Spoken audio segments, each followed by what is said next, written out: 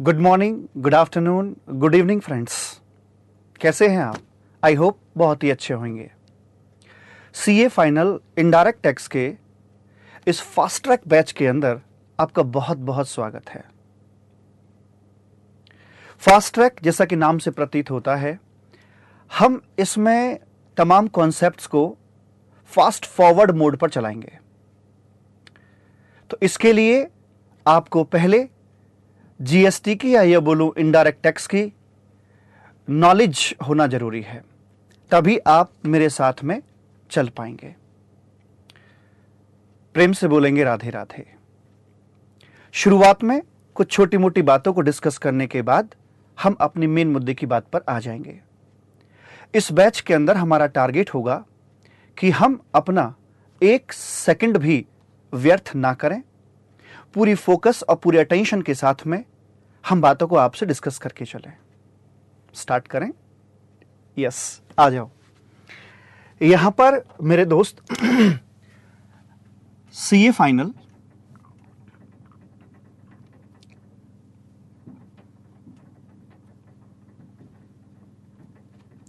Indirect taxes, पहली बात, जहां तक सवाल है आपके सिलेबस का, तो इसमें जीएसटी की कवरेज आती है 75 मार्क्स की, कस्टम लॉ की कवरेज आती है इसमें 25 मार्क्स की। इस प्रकार से आपका पूरा पेपर 100 मार्क्स का बन जाता है। हम पहले जीएसटी को डिस्कस करके चलेंगे और उसके बाद में कस्टम लॉ की बातें करी जाएंगी। नंबर 2, जहां तक सवाल है अपडेशंस का, तो ये मैं आपके लिए बना रहा हूं फॉर मई 2019 एग्जाम। जिन बच्चों का मई 2019 एग्जाम पड़ता है, तो आपका सी इंस्टीट्यूट कहता है कि बच्चों को 6 महीने पहले तक अपडेट होके रहना है। अर्थात आपके लिए जो कट ऑफ डेट पड़ेगी अपडेशन की, वो 31 अक्टूबर 2018 की ये डेट पड़ेगी। यहां तक जितने भी नोटिफिकेशन, सर्कुलर्स एटसेट्रा आए हुए हैं, वो सभी मई 2019 एग्जाम पर लागू होंगे। और मैं इस बैच के अंदर यहां तक कि तमाम अमेंडमेंट्स को कवर करके चलूंगा। दैट मीन मैं आपको प्रिपेयर कर रहा हूं फॉर मई 2019 एग्जाम। अगर किसी बच्चे का नवंबर 2019 एग्जाम है, तो वो भी इसे यहां पर देख सकता है, बशर्ते कि उसे पहले से जीएसटी की या आईडीटी की नॉलेज रही हो। मैं बार बार एक ही बात कह रहा हूं, जिसने कभी जीएसटी या आईडीटी नहीं पढ़ा है, उसके लिए यह बैच मैं रिकमेंड नहीं करता हूं। ठीक है, तो नवंबर 2019 जिसका एग्जाम है, उसको इस बैच से मैं यहां तक तो अपडेट कर ही दूंगा, इसके लिए तैयार कर दूंगा। बाद में कुछ अमेंडमेंट्स आती हैं तो वो भी आपको अवेलेबल करा दी जाएंगी। वैसे इस फेज में अमेंडमेंट्स शायद ना के बराबर आए, जस्ट बिकॉज ऑफ इलेक्शंस। एक और बात, एक अभी रिसेंटली आपका आया है अगस्त के महीने में, जीएसटी अमेंडमेंट एक्ट आपका पास हुआ है 2018 करके। ये एक्ट आपका पार्शली, पूरा नहीं, पार्शली आपका मई 2019 एग्जाम के लिए एप्लीकेबल है। और जितना तक ये एप्लीकेबल है, उतना हम अपने इस सिलेबस के अंदर कवर करके चलेंगे। नंबर 3, इस फास्ट ट्रैक बैच के अंदर हमारी किताबें किस प्रकार से रखी जाएंगी? क्या इसमें किताबें वही होंगी जो रेगुलर बैच की हैं? नहीं मालिक, इसके लिए आपकी किताबें थोड़ी सी डिफरेंट हो जाएंगी।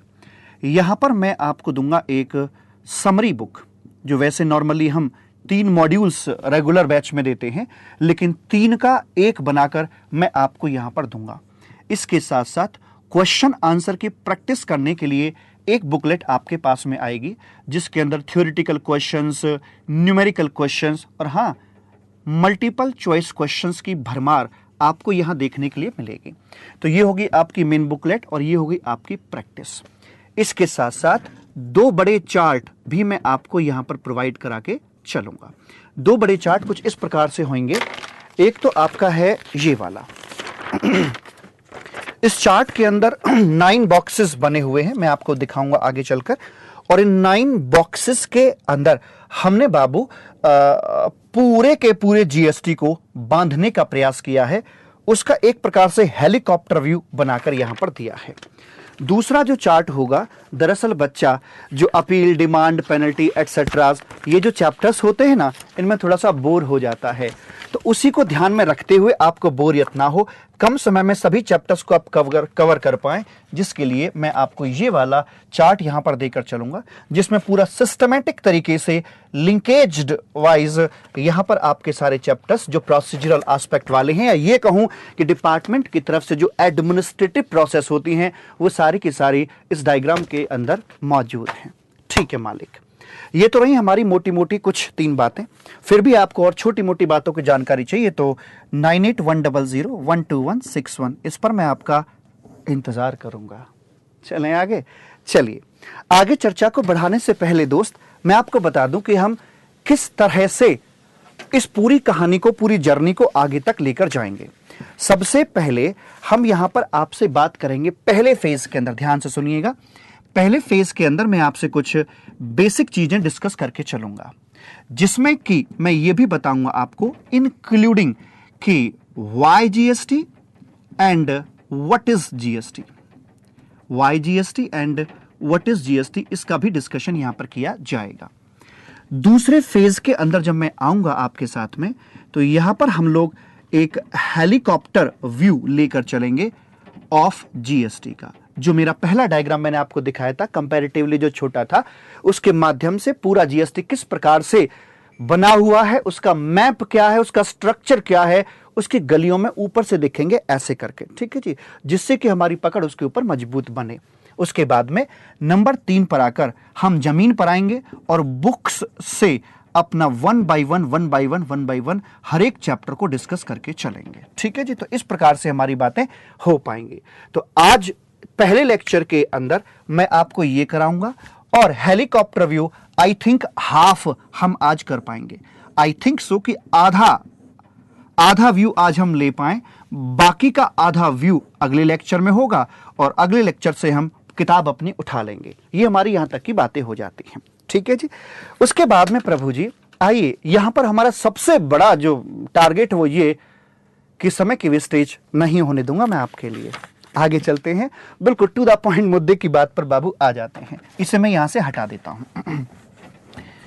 ठीक है, यहां पर सबसे पहला जो आपका जीएसटी की शुरुआत हो रही है दोस्त, तो बेसिक्स के अंदर मेरा पहला पॉइंट आपके सामने ये आ रहा है।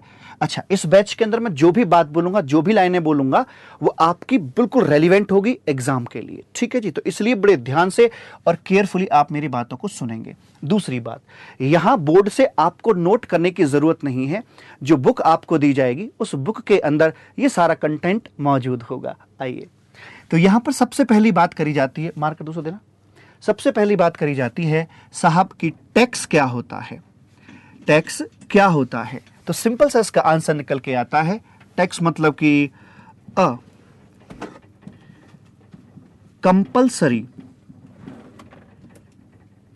Extortion of money made under an act या लॉ। मतलब ये कि कंपल्सरीली, ये कोई चंदा नहीं है, कंपल्सरीली एक्सटॉर्शन, कंपल्सरी रियलाइजेशन होता है, कंपल्सरी वसूली होती है। और ये वसूली अगर बिना लॉ के तहत हो तो ये हफ्ता वसूली बन जाती है, लेकिन जब उसी चीज को हम एक्ट के अंदर डाल देते हैं, इसको लीगलाइज कर दिया जाता है, तो यही चीज आपकी टैक्स बन जाती है। किस लिए लिया जाता है टैक्स बाबू? To support the nation. रोटी, कपड़ा, मकान, शिक्षा, स्वास्थ्य एटसेट्रा, इन तमाम चीज़ों के लिए हमें राष्ट्र को सपोर्ट करना होता है। इस कारण से सरकार हमसे टैक्स वसूल करके चलती है, टू सपोर्ट द नेशन। ठीक है, ये शब्द पर ध्यान देना, मेड अंडर एन एक्ट, इसका लिंक आज से तीसरी क्लास में आएगा। इस लाइन पर बेस्ड हमारे कुछ कॉन्सेप्ट्स आ रहे होंगे। उसके बाद में नंबर 2 पर बात करते हैं, टैक्स कितने तरह का होता है। नो नीड टू कॉपी, सब कुछ आपको आपकी बुक के अंदर मिल जाएगा। टैक्स के प्रकार कितने होते हैं, तो साहब सभी जानते हैं सर, एक डायरेक्ट टैक्स होता है, एक हमारा इनडायरेक्ट टैक्स होता है। बहुत बढ़िया बात। तो इसमें मैं दो बातें यहां लिखना चाहूंगा। नंबर एक, इम्पोज्ड ऑन, और दूसरा आता है बॉर्न बाय। अगर मान लीजिए कोई टैक्स मिस्टर एक्स के ऊपर इंपोज किया जाता है और उसे बॉर्न भी करता है मिस्टर एक्स, जैसे कि आपका इनकम टैक्स मेरे ऊपर लगा, मैं ही सहन करूंगा उसे, this is called your direct tax. और अगर हम बात करें कि इंपोज होता है मिस्टर एक्स के ऊपर और बाबू उसका बर्डन किसी और पर पड़ता है, जैसे कि जीएसटी मेरे ऊपर इंपोज हो रहा है क्योंकि मैं पढ़ा रहा हूं, लेकिन उसका जो बर्डन है, जो बोझ है, जो सहना पड़ रहा है, वो आपको सहना पड़ रहा है, तो इसे यहां पर बोलते हैं हम लोग इनडायरेक्ट टैक्स के नाम से जाना जाता है। प्रेम से बोलेंगे राधे राधे। आगे चलते हैं बाबूजी। अगले पॉइंट के अंदर एक बड़ी बात मैं आपको बताने के लिए जा रहा हूं। एक इंटरनेशनल प्रिंसिपल है डेस्टिनेशन प्रिंसिपल। डेस्टिनेशन प्रिंसिपल की हम लोग यहां पर आकर बात करते हैं। इस प्रिंसिपल के मुताबिक ये इंटरनेशनल प्रिंसिपल ये कहता है कि मान लीजिए ये आपका यहां पर इंडिया है मालिक, ठीक है, और ये आपका यहां पर यूएसए है। तो अगर कोई गुड्स या सर्विसेज यहां से यहां पर जा रहे हैं तो इनका ओरिजिन तो यहां पर है, लेकिन इन गुड्स या सर्विसेज का जो डेस्टिनेशन है वो आपका यहां पर आ जाएगा। तो डेस्टिनेशन का मतलब ये इनका कंजम्पशन प्लेस होगा, ये चीजें यहां पर कंज्यूम करी जाएंगी। तो इस इंटरनेशनल टैक्सेशन प्रिंसिपल के मुताबिक जहां पर गुड्स या सर्विसेज कंज्यूम की जाती हैं, टैक्स वहां की सरकार को मिलेगा। यहां पर कोई किसी प्रकार के टैक्स की बात नहीं करी जाएगी। तमाम प्रकार के इंडियन टैक्स को इस पे माफ कर दिया जाता है। और यहीं से कहावत निकलती है, एक्सपोर्ट द गुड्स और services not the taxes. And अगर हम वाइसे वर्सा बात करके चलें कि अगर कोई चीज अमेरिका से यहां पर आ रही है तो टैक्सेस, चूंकि कंजम्पशन प्लेस यहां पर है तो टैक्स यहां लगाए जाएंगे, फिर उस सिचुएशन में अमेरिकन गवर्नमेंट उसके ऊपर टैक्स नहीं लगाएगी। सिमिलरली अगर कोई चीज यूपी से हरियाणा में जा रही है तो कौन से स्टेट को बेनिफिट मिलेगा? ऑब्वियस सी बात है, जो डेस्टिनेशन स्टेट है उसको बेनिफिट दिया जाएगा। वर्ल्ड के अंदर करीब करीब 99% कंट्रीज डेस्टिनेशन प्रिंसिपल को फॉलो करते हैं। कुछ चुनिंदा 2-4 कंट्रीज हो सकते हैं जो कि आपके ओरिजिन प्रिंसिपल को फॉलो करके चलते हैं। प्रेम से बोलेंगे राधे राधे। चेहरे पर एक मुस्कुराहट बनाए रखिएगा, ये मुंह फुलाकर मत बैठिए। आइए बात करते हैं आगे की। ये आपके बेसिक्स में छोटी छोटी 3 बातें यहां पर बाबूजी हो जाती हैं। अब मैं चर्चा को आगे की तरफ बढ़ाना चाहूंगा। अब पहले ही पार्ट के अंदर मैंने कहा था ना, मैं बेसिक्स की बात करूंगा और आपसे बात करूंगा why GST and what is GST. तो अब मेरा इसमें पॉइंट आता है दोस्त, वाई जीएसटी, कि जीएसटी हिंदुस्तान के अंदर क्यों लाया गया। कॉपी करने की जरूरत नहीं है, सब आपके बुकलेट के अंदर लिखा मिलेगा। मैं बोर्ड का इस्तेमाल इसलिए कर रहा हूं ताकि एक विजुअलाइजेशन बनती है कि आखिर में कहना क्या चाहता हूं आपसे, ठीक है। वाई जीएसटी, जीएसटी हिंदुस्तान के अंदर क्यों आया, पुराने लॉ के अंदर ऐसी क्या कमियां रह गई थी, या जीएसटी के अंदर ऐसी कौन सी अच्छाइयां हैं जिनकी वजह से ये इंडिया के अंदर लाया गया। देखो बाबू, जहां तक सवाल है व्यापार का, ट्रेड का, तो ट्रेड को हम बेसिकली 3 हिस्सों में डिवाइड कर सकते हैं। पहला हो सकता है हमारा इंट्रा स्टेट लेवल का ट्रेड हमारा हो सकता है, जैसे यूपी टू यूपी की बात हम कर सकते हैं। दूसरा हो सकता है हमारा इंटर स्टेट के नाम से उसे हम बुला सकते हैं, एक स्टेट से दूसरे स्टेट के बीच में, जैसे यूपी से हरियाणा की बात करी जा सकती है। और मैं राइटिंग भी बहुत ज्यादा साफ नहीं लिख रहा हूं इसीलिए क्योंकि आपको ये कॉपी नहीं करना है, ठीक है जी। अपनी जो ये लिखावट है मैं बहुत ज्यादा साफ नहीं रख के चल रहा हूं, ऐसा ना हो साफ के चक्कर में समय ज्यादा लग जाए, ठीक है, लेकिन फिर भी अंडरस्टैंडेबल है। उसके बाद तीसरी आती है आपकी यहां पर इंटरनेशनल। इंटरनेशनल 2 नेशंस के बीच में ट्रांजैक्शंस करी जाती हैं, जैसे मान लीजिए इंडिया टू यूएसए के बीच में हम बात कर रहे हैं, ठीक है। अब ये जो आपकी इंट्रास्टेट की हम बात कर रहे हैं, पुराने टाइम के अंदर जो मैन्युफैक्चरर लोग हुआ करते थे बाबू, उनको मैन्युफैक्चरिंग की वजह से एक तो सेंट्रल एक्साइज ड्यूटी भरनी पड़ती थी, जब वो माल को बेचते थे तो उन्हें यहां पर चूंकि इंट्रास्टेट है इसलिए वैट का पेमेंट करना पड़ जाता था।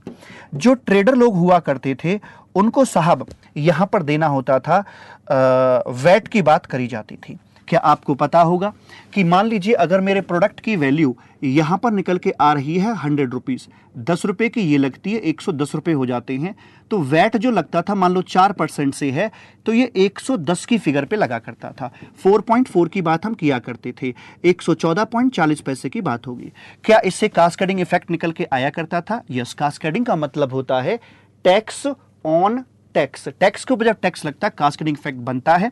तो ये यही हो रहा था कि सेंट्रल एक्साइज ड्यूटी कंपोनेंट के ऊपर भी वैट का लोड आ रहा था, जिससे प्रोडक्ट की कीमतें बढ़ती हैं। कास्केडिंग इफेक्ट एक नासूर है, कांटे की तरह, एक बीमारी की तरह होता है। दूसरा, ट्रेडर चूंकि स्टेट के अंदर रजिस्टर्ड हुआ करता था, इसका सेंट्रल से कोई मतलब नहीं था, इसलिए इस बंदे को सेंट्रल एक्साइज ड्यूटी का कोई किसी प्रकार का क्रेडिट नहीं मिलता था, बल्कि इसकी कॉस्ट का पार्ट वो बन जाया करती थी और फिर उसके ऊपर इसे वैट चुकाना पड़ता था। तो एक बार फिर कास्केडिंग यहां पर देखने को मिलता था।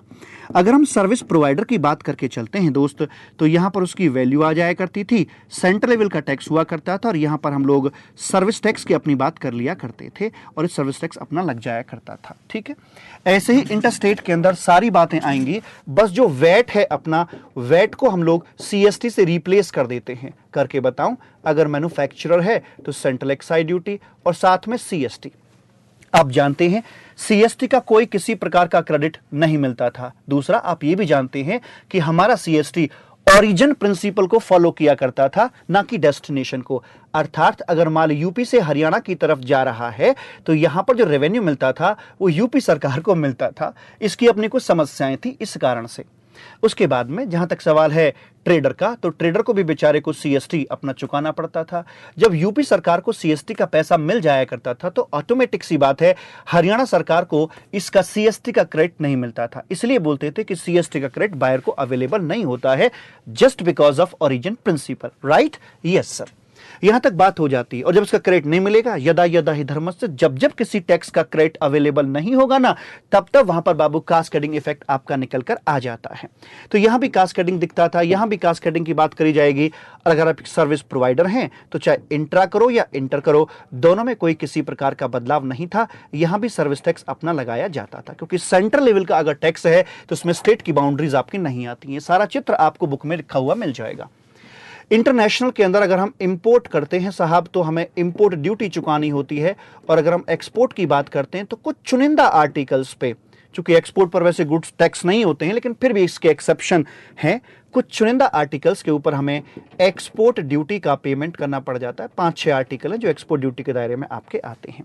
इसके साथ साथ पुराने सिस्टम के अंदर आपके ढेरों टैक्सेस और भी थे, luxury tax, octroi, entry tax, ये टैक्स, फलाना टैक्स, एंटरटेनमेंट टैक्स, बहुत सारे टैक्सेस थे।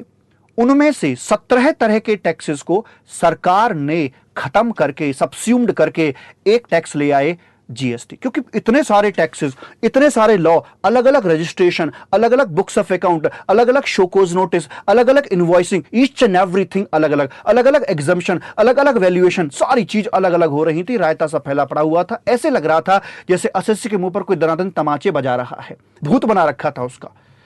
यहां जीएसटी जब सरकार लेकर आई तो कहा अनुलोम विलोम कर लो, पुराने टैक्सेस को अंदर खींचिए, जीएसटी बाहर निकालिए। नंद के आनंद भयो जय कन्हैया लाल की।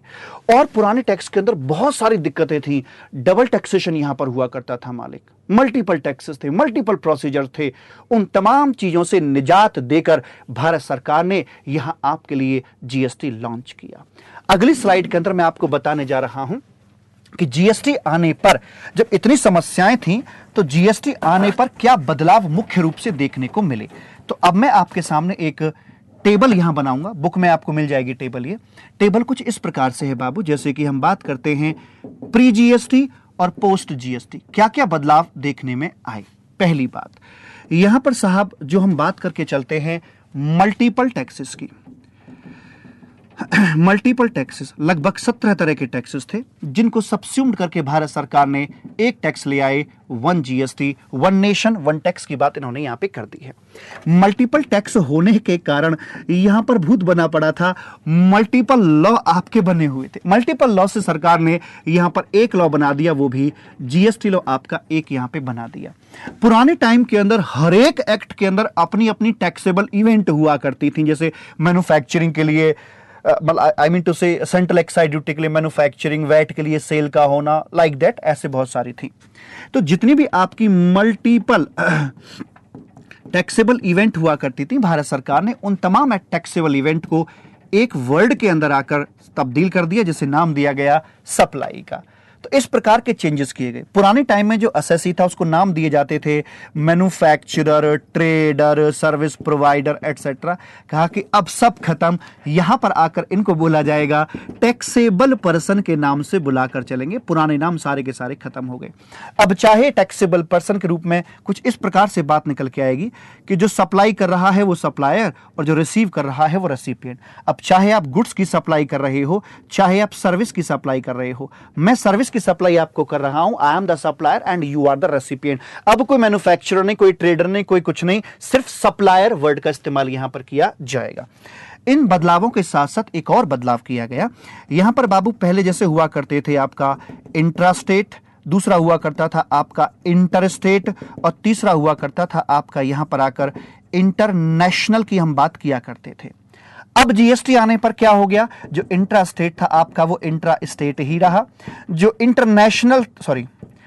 इंटर स्टेट था वो इंटर स्टेट ही रहा। तो बदलाव कहां आया सर जी? बदलाव आया तीसरे के अंदर, जो आपका इंटरनेशनल था उसको भी हम जीएसटी के अंदर इंटर स्टेट के नाम से बुलाएंगे। वो इसलिए क्योंकि पुराने टाइम में इन दोनों का ट्रीटमेंट अलग अलग था, इंटरस्टेट का और इंटरनेशनल का, परंतु जीएसटी के अंदर इंटरस्टेट और इंटरनेशनल दोनों का ट्रीटमेंट एक जैसा है, तो इन्होंने दोनों को नाम दे दिया है इकट्ठा, इंटरस्टेट के नाम से यहां पर बुला दिया है।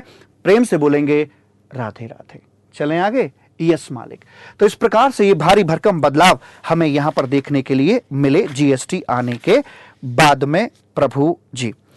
और बाकी हम बात कर सकते हैं लाइक जैसे पहले डबल टैक्सेशन हुआ करता था। आप जानते हैं रेस्टोरेंट के अंदर डबल टैक्सेशन था, वर्क्स कॉन्ट्रैक्ट के अंदर डबल टैक्सेशन था, परंतु जीएसटी के अंदर कुछ ऐसी व्यवस्था बनाकर दी गई है कि अब यहां पर कोई किसी प्रकार का डबल टैक्सेशन नहीं होगा। पहले कास्केडिंग इफेक्ट आया करता था, अब वो कास्केडिंग इफेक्ट आपका यहां देखने को नहीं मिलेगा। तो कितना आसान हो गया, सोचिए जरा, एक लॉ, एक टैक्स, एक टैक्सेबल इवेंट, एक नाम दे दिया गया एसएससी को। ये तीन थे, ये 2 कर दिए गए। डबल टैक्सेशन नहीं होगा, कास्केडिंग नहीं होगा। ऐसा प्रतीत हो रहा है जैसे कि ये राम राज आ गया हो। तो सर लोग बुराई क्यों करते हैं जीएसटी की? जो चोरी किया करते थे उनकी चोरी रुक गई, जस्ट बिकॉज की इसके अंदर ट्रांसपेरेंसी बहुत ज्यादा है। इस कारण से वो लोग जीएसटी की बुराई करते हैं जिनको चोरी करने की आदत पड़ी हुई थी। प्रेम से बोलेंगे राधे राधे। चलें आगे। Yes sir. अब यहां तक आने के बाद ये तो मैंने बता दिया आपको कि जीएसटी क्यों आया, कितने सारी चीजें यहां पर आपको देखने के लिए मिली। अब मेरा अगला स्टेप आता है बेसिक्स के अंदर, व्हाट इज जीएसटी। आओ जरा देखते हैं व्हाट इज जीएसटी। जीएसटी क्या है, इसका मॉडल क्या है भाई? अरे कोई तो बता दो। मेरा बीच बीच में ना आपसे बात करने को मन करता है पर मैं करूंगा नहीं। अगला हेडिंग मेरा, अगली स्लाइड आती है what is GST. Exactly GST है क्या? हम ये तो जानते हैं बाबू, ये एक टैक्स है, अ टैक्स ऑन गुड्स या सर्विसेज। गुड्स या सर्विसेज के ऊपर लगने वाला एक टैक्स है। पर मुझे बताइए, क्या गुड्स और सर्विस हो जाने मात्र से क्या जीएसटी लग जाएगा? ये रहा गुड्स, क्या जीएसटी लग जाएगा? नहीं। इस पर तब तक जीएसटी नहीं लगेगा जब तक इस गुड्स के अंदर एक हलचल ना हो, एक हरकत ना हो, एक मोमेंटम ना हो, एक जलजला सा ना आए। कुछ तो इसके अंदर होना चाहिए। तो साहब यहां कहते हैं कि इसके अंदर एक होनी चाहिए हरकत होनी चाहिए।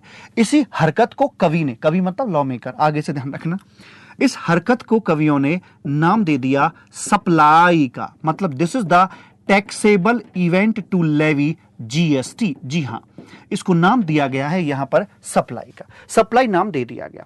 परंतु बाबू, क्या सप्लाई हो जाने मात्र से जीएसटी लग जाएगा? ओ यस, सप्लाई से जीएसटी लग जाएगा। पर अब सवाल यह आता है कि कौन सा वाला जीएसटी लगेगा। जीएसटी के भी अपने अंदर में कुछ प्रारूप हैं, कुछ क्लासिफिकेशंस हैं। वो कैसे कैसे हैं, आइए देखते हैं जरा। बाबू, ये जो हरकत हो रही है ना, ये हरकत आपकी 2 प्रकार की हो सकती है। एक हो सकती है आपकी ये इंट्रा स्टेट, आपकी यहां हो सकती है, और दूसरी हो सकती है आपकी inter state. Keep in mind, inter state में दोनों आते हैं, inter state plus international, intra state और इंटर स्टेट। देखिए, हम इस बात को कुछ ऐसे देखते हैं। यहां शब्द आता है ओरिजिन। किस चीज का origin? Origin of supply, supply का ओरिजिन।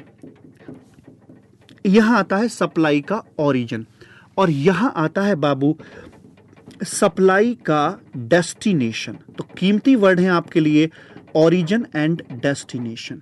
अगर इनके बाबू ओरिजिन और डेस्टिनेशन के बीच में कोई वो आ जाए, जैसे बोलते हैं ना पति पत्नी और वो अगर आ जाता है, वो का मतलब है बॉर्डर। अगर सप्लाई के ओरिजिन में और डेस्टिनेशन के बीच में बॉर्डर आ जाता है, किसका बॉर्डर? हो सकता है वो एक स्टेट का बॉर्डर हो सकता है यूनियन टेरिटरी का बॉर्डर है ना, हो सकता है कि वो एक कंट्री का बॉर्डर हो सकता है कि वो एक स्टेट या यूनियन टेरिटरी का बॉर्डर हो। तो इस प्रकार से अगर कोई बॉर्डर आ जाता है, then the transaction will be called as inter state. और अगर ये बॉर्डर नहीं आता है, यहां पर मान लीजिए आपका ये ओरिजिन है, यहां पर आपका डेस्टिनेशन आता है, और ये दोनों के दोनों सेम स्टेट के अंदर आ रहे हैं, ये सेम स्टेट में आ रहे हैं, ये सेम यूनियन टेरिटरी के अंदर आ रहे हैं, बीच में बॉर्डर की कोई गुंजाइश नहीं है। चांद मेरा दिल चांदनी हो तुम, चांद से है दूर चांदनी का, कोई बॉर्डर नहीं आ रहा बीच में। अगर बॉर्डर नहीं आ रहा है मालिक, then the transaction will be called as intra state. तो की एलिमेंट है यहां पर border. Sir supply of origin का मतलब क्या है? इसका मोटा मोटा मतलब है सप्लायर का हेड ऑफिस या सप्लायर का ब्रांच ऑफिस, या सप्लायर का अगर हेड ऑफिस या ब्रांच ऑफिस ना दिख रहा हो तो हम उसके रेजिडेंस की यहां पर बात कर सकते हैं। तो इसे बोलते हैं हम लोग ओरिजिन। और डेस्टिनेशन क्या होता है सर? डेस्टिनेशन होता है गुड्स या सर्विस का कंजम्पशन प्लेस जो होता है, हम उसे डेस्टिनेशन के नाम से जानते हैं। तो जहां से सप्लाई शुरू हुई वो ओरिजिन, और जहां पर सप्लाई खत्म हुई उसे डेस्टिनेशन कहा जाएगा। जैसे ये सप्लाई हो रही है दिल्ली से, और सप्लाई कहां जा रही है? वो आपके स्टेट में जा रही है, तो वो उसका डेस्टिनेशन वहां पर लगा दिया जाएगा। अब यहां पर आकर कैसी बातें होती हैं, मेरी बात समझने का प्रयास करना। बाबू, जब जीएसटी लाया गया था तो जो 17 तरह के टैक्सेस थे, उनमें से कई सारे टैक्सेस पर सेंट्रल गवर्नमेंट का एक्सक्लूसिव राइट था, कई सारे टैक्सेस पर स्टेट गवर्नमेंट का एक्सक्लूसिव राइट दे रखा था। ठीक है, वो सभी प्रकार के जो टैक्सेस थे वो एक बड़े से बर्तन में डाले गए, स्टेट लेवल वाले और सेंट्रल वाले, सभी को मिक्सअप किया गया, थोड़ा सा पानी डाल के और बढ़िया सा पेस्ट बनाया गया। पेस्ट में से एक चम्मच भरी गई और कहा आधा सेंट्रल गवर्नमेंट खाएगी, आधा स्टेट गवर्नमेंट खाएगी। ध्यान रखिएगा की एलिमेंट, आज की डेट में जीएसटी के अंदर चाहे ट्रांजैक्शन गुड्स की हो या सर्विस की हो, जब जब जीएसटी लगेगा दोनों लेवल की गवर्नमेंट को खाने के लिए मिलेगा, आधा सेंट्रल गवर्नमेंट आधा स्टेट गवर्नमेंट। कभी ऐसा नहीं होगा कि जीएसटी को एक्सक्लूसिवली स्टेट खा रहा है या सेंट्रल गवर्नमेंट खा रही है। पुराने टाइम में ऐसा होता था, सेंट्रल एक्साइज ड्यूटी का पैसा एक्सक्लूसिवली सेंट्रल गवर्नमेंट को जाया करता था, वैट का पैसा एक्सक्लूसिवली स्टेट को जाया करता था, पर अब ऐसा नहीं है। अब जो भी है सबको जीएसटी के रूप में समाहित हो चुके हैं। अब जब भी जीएसटी निकलेगा दोनों सरकारों को बराबर बराबर खाने के लिए मिलेगा, आधा सेंट्रल गवर्नमेंट आधा स्टेट गवर्नमेंट। आधा जो स्टेट गवर्नमेंट की बात कर रहा हूं वो कौन सी स्टेट? सभी स्टेट, ओरिजिन स्टेट या डेस्टिनेशन स्टेट? साहब डेस्टिनेशन स्टेट। जो भी सप्लाई का डेस्टिनेशन होगा उसमें, जैसे मान लीजिए ये सप्लाई यूपी से हो रही है, हरियाणा के लिए करवाई जा रही है, तो जो भी यहां पर जीएसटी का जन्म होगा उसमें आधा तो ले जाएगी सेंट्रल गवर्नमेंट, और चूंकि इसका कंजम्पशन यहां है तो बाकी जो आधा होगा उसे हरियाणा सरकार को दे दिया जाएगा। कैसे? ऐसे मान लेते हैं बाबू, यहां पर आपकी वैल्यू आती है 100 रुपीज की, प्रेम से बोलेंगे राधे राधे। 18% जीएसटी का रेट इसके ऊपर लगाया जा रहा है, टोटल रेट 18% का है। तो जीएसटी के दो रूप हो गए, एक जीएसटी वो है जो सेंट्रल वाला है सीजीएसटी, एक जीएसटी वो होगा जो स्टेट वाला होगा। एक जीएसटी आपका यहां पर आ जाएगा। ये कौन से स्टेट का जीएसटी होगा बाबू? सर ये तो मान लो उत्तर प्रदेश है, उत्तर प्रदेश के अंदर घटना घटित हो रही है, तो this will be the UP GST, यहां पे लगा दिया जाएगा। कैसे कैसे आया? 9 रुपए ये आ गए, 9 रुपए ये आ गए, इस प्रकार से 118 रुपए की यहां पर बात हो जाती है। ये जो है आपका 9 रुपए, ये किसको पेबल हो जाएगा? पेबल टू सेंट्रल गवर्नमेंट ये चला जाएगा। बाकी जो 9 रुपए है ये किसको पेबल होगा? पेबल टू यूपी गवर्नमेंट कर दिया जाएगा। इसमें कोई किसी प्रकार का कलेश नहीं है। अगर थोड़ा कलेश आपको देखने को मिलेगा तो यहां पर मिलेगा। कैसे? मान लेते हैं साहब कि आपके लिए यहां पर जो वैल्यू निकल कर आ रही है वो वैल्यू 100 रुपए की है, ठीक है। प्लस इसके अंदर आप कौन सा टैक्स लगाओगे? बात यूपी से हरियाणा की हो रही है। हमने कहा CGST लगेगा, रेट वही मान लेता हूं 18%, तो आधा आधा 9% हो गया। 9 रुपए यहां पर आ जाएंगे। और कौन सी गवर्नमेंट को यहां पर बेनिफिट दिया जाएगा? ऑब्वियस सी बात है, डेस्टिनेशन प्रिंसिपल को फॉलो करते हैं तो यहां हरियाणा GST की हम लोग बात करके चलेंगे 9 रुपए की, 118 रुपए। परंतु इसमें एक प्रॉब्लम आएगी। पूछो प्रॉब्लम क्या है? सप्लायर का रजिस्ट्रेशन कहां होगा? मैं आपको बता दूं, जो रजिस्ट्रेशंस होते हैं वो स्टेट वाइज होते हैं। आपका जिस स्टेट में, या आप ये कहो कि आप जिस स्टेट से सप्लाई कर रहे हो उस स्टेट में आपको रजिस्ट्रेशन लेना पड़ेगा। जिस स्टेट से सप्लाई, जिस स्टेट को नहीं, जिस स्टेट से सप्लाई कर रहे हो उसमें आपको रजिस्ट्रेशन लेना पड़ेगा। सप्लायर का रजिस्ट्रेशन बाबूजी यहां पर रहा होगा। पर प्रॉब्लम कहां आ गई कि यूपी में रजिस्टर्ड व्यक्ति हरियाणा GST का पेमेंट हरियाणा सरकार को कैसे करे? वहां इसे कोई जानता पहचानता नहीं है।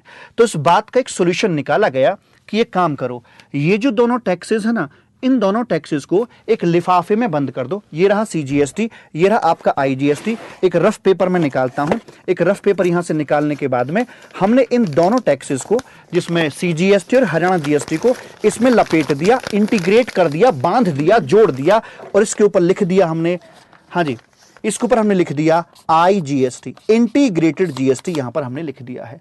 कोई मुझे बताएगा IGST का मतलब क्या है? Sir IGST equal to CGST plus SGST, उन दोनों का टोटल जो है वो यही है। IGST कोई टैक्स नहीं है, ये सिर्फ और सिर्फ एक लिफाफा है, इन्वेलप है, पैकिंग मटेरियल है। टैक्स तो सिर्फ दो ही तरह के हैं, एक CGST और एक आपका SGST। तो यहां पर हम इन दोनों की बजाय क्या किया, हमने यहां पर बाबू लगा दिया IGST, यहां पर लगा दिया। इस प्रकार से IGST का रोल आया। अब मुझे बताइए, असेसी IGST का पेमेंट किसको करेगा?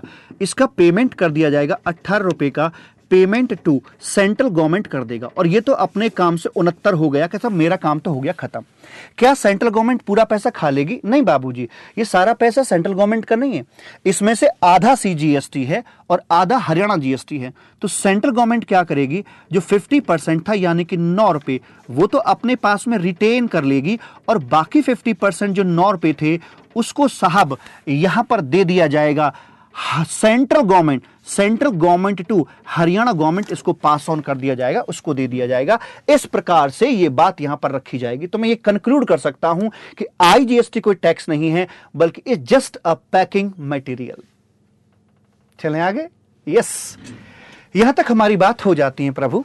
अब एक और पॉइंट मैं आपको यहां पर बता देना चाहता हूं। अगला पॉइंट कुछ इस प्रकार से है, इंडिया का मतलब क्या है, कितने स्टेट हैं और कितनी इसके अंदर यूनियन टेरिटरी आपकी आती हैं? क्या आपको नॉलेज है कि हमें बताएं? नॉलेज है तो अच्छी बात है और नहीं है तो बाबा आपको बता देते हैं। देखो दोस्त, इसको मैं हटाता हूं यहां से और चर्चा को बढ़ाते हैं आगे की तरफ। देखो मालिक, यहां पर है आपका ये इंडिया, ठीक है जी, इंडिया आ गया। इंडिया में जितना हम जानते हैं पहले वो लिख देते हैं। इंडिया का मतलब हो गया आपके 29 तो स्टेट्स आ जाते हैं, 29 स्टेट्स के अंदर आते हैं। एंड बाबूजी 7 आती हैं यूनियन टेरिटरीज। प्रेम से बोलेंगे राधे राधे। जो 29 स्टेट होते हैं, स्टेट का कैरेक्टरिस्टिक क्या होते हैं कि इनका अपना CM होता है, इनकी अपनी खुद की असेंबली होती है। ये सारे काम इस स्टेट के लक्षण में आते हैं। जो 7 यूनियन टेरिटरीज हैं उनको 2 भागों में बांटा जाता है। एक दिल्ली और पौंडीचेरी एक साइड में आती है और बाकी 5 यूनियन टेरिटरी दूसरी साइड में चली जाती हैं। दिल्ली और पौंडीचेरी में स्टेट के लक्षण पाए जाते हैं। क्या? दिल्ली और पौंडीचेरी में स्टेट होने के लक्षण पाए जाते हैं। अपना खुद का CM है हमारे केजरीवाल साहब, ऐसे पौंडीचेरी में अपने CM है, अपनी असेंबली है। इसलिए इन यूनियन टेरिटरी को डीम्ड स्टेट कहा जाता है। मानते तो अच्छी बात, नहीं तो मानना पड़ेगा, डीम्ड स्टेट कहा जाता है। तो GST के लिए, ओनली GST के लिए डीम्ड स्टेट कहा जाता है। बाकी आप GST से बाहर निकल के पूछोगे तो यूनियन टेरिटरी 7 हैं, पर GST में यूनियन टेरिटरी कितनी है? यहां सिर्फ 5 यूनियन टेरिटरी हैं। और जब मैं स्टेट की बात करता हूं तो आपके 29 स्टेट रियल हैं और 2 स्टेट डीम्ड हैं। 31 स्टेट आपके यहां पर आकर बाबूजी बन जाते हैं। 31 स्टेट और 5 यूनियन टेरिटरी आज आपके सामने मौजूद हैं।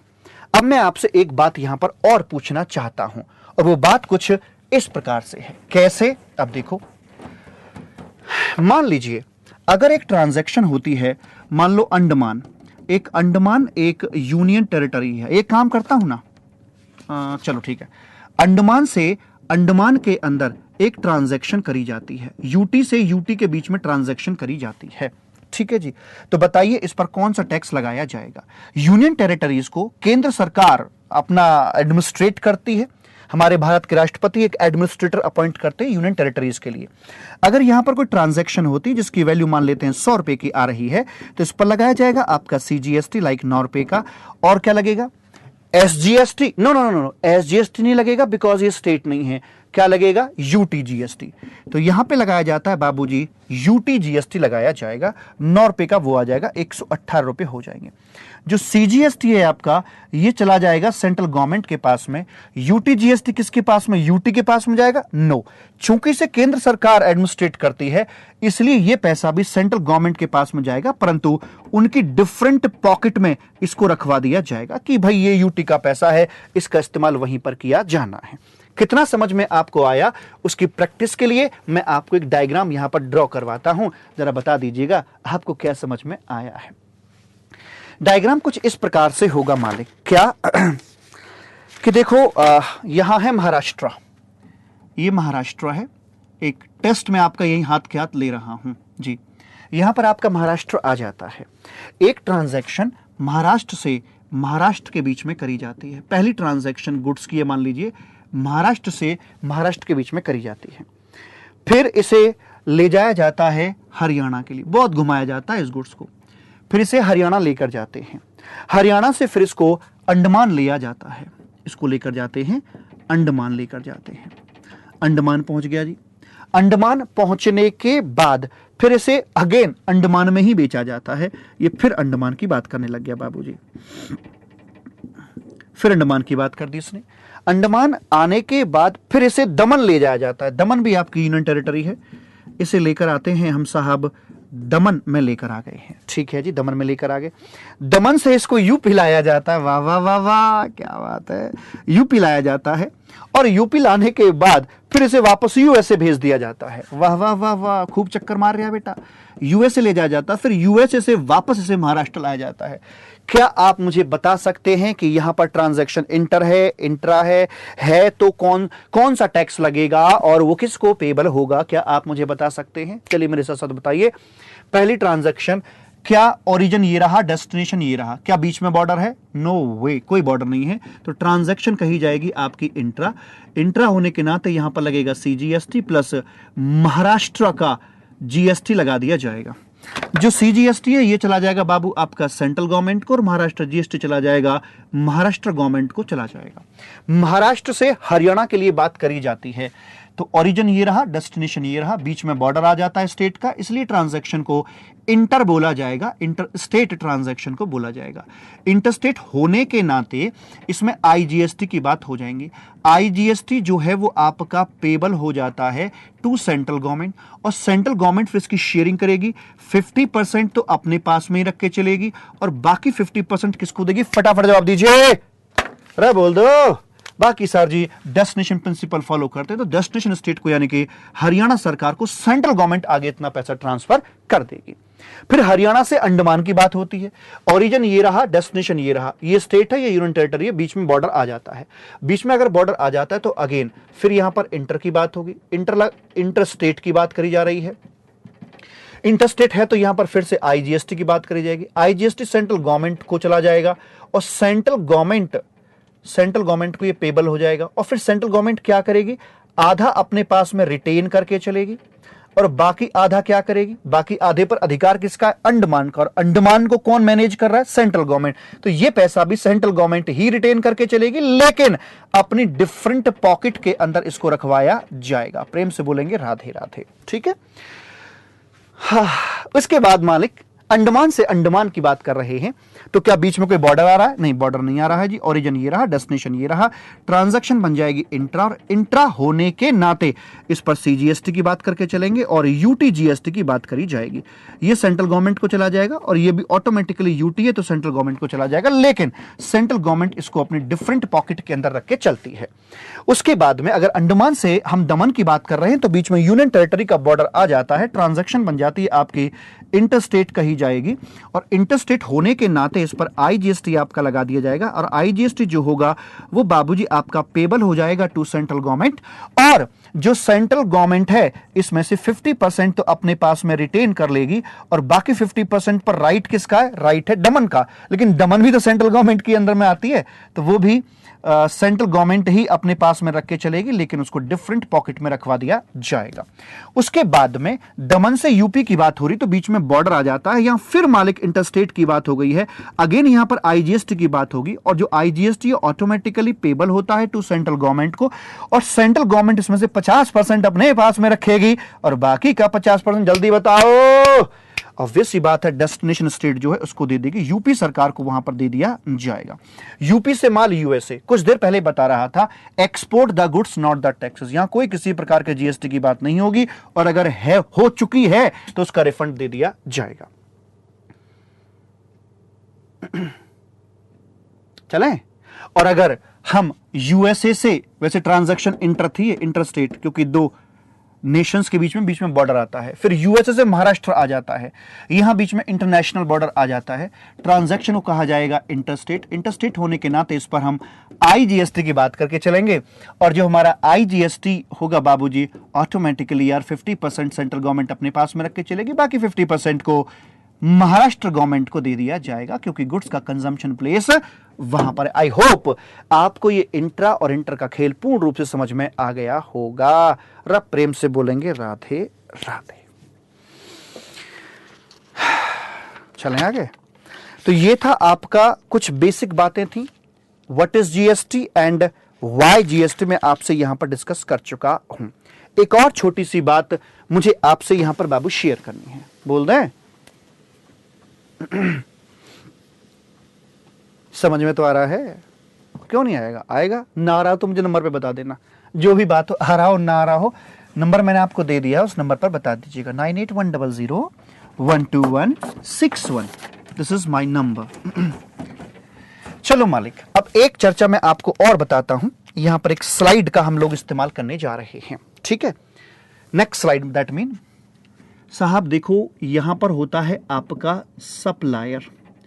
कोई भी बिजनेस रन करने के लिए आप जो भी खरीदारी करते हैं उस खरीदारी को बोला जाता है इनवार्ड सप्लाई, जो बिजनेस के अंदर आ रहा है। और यहां से जो आप सेल कर रहे होते हैं उसे बोल देते हैं आउटवर्ड सप्लाई के नाम से जाना जाता है, ठीक है जी। जो इनवार्ड सप्लाई है वो हो सकती है कि आपके गुड्स की हो सकती है कि वो आपके सर्विस की हो।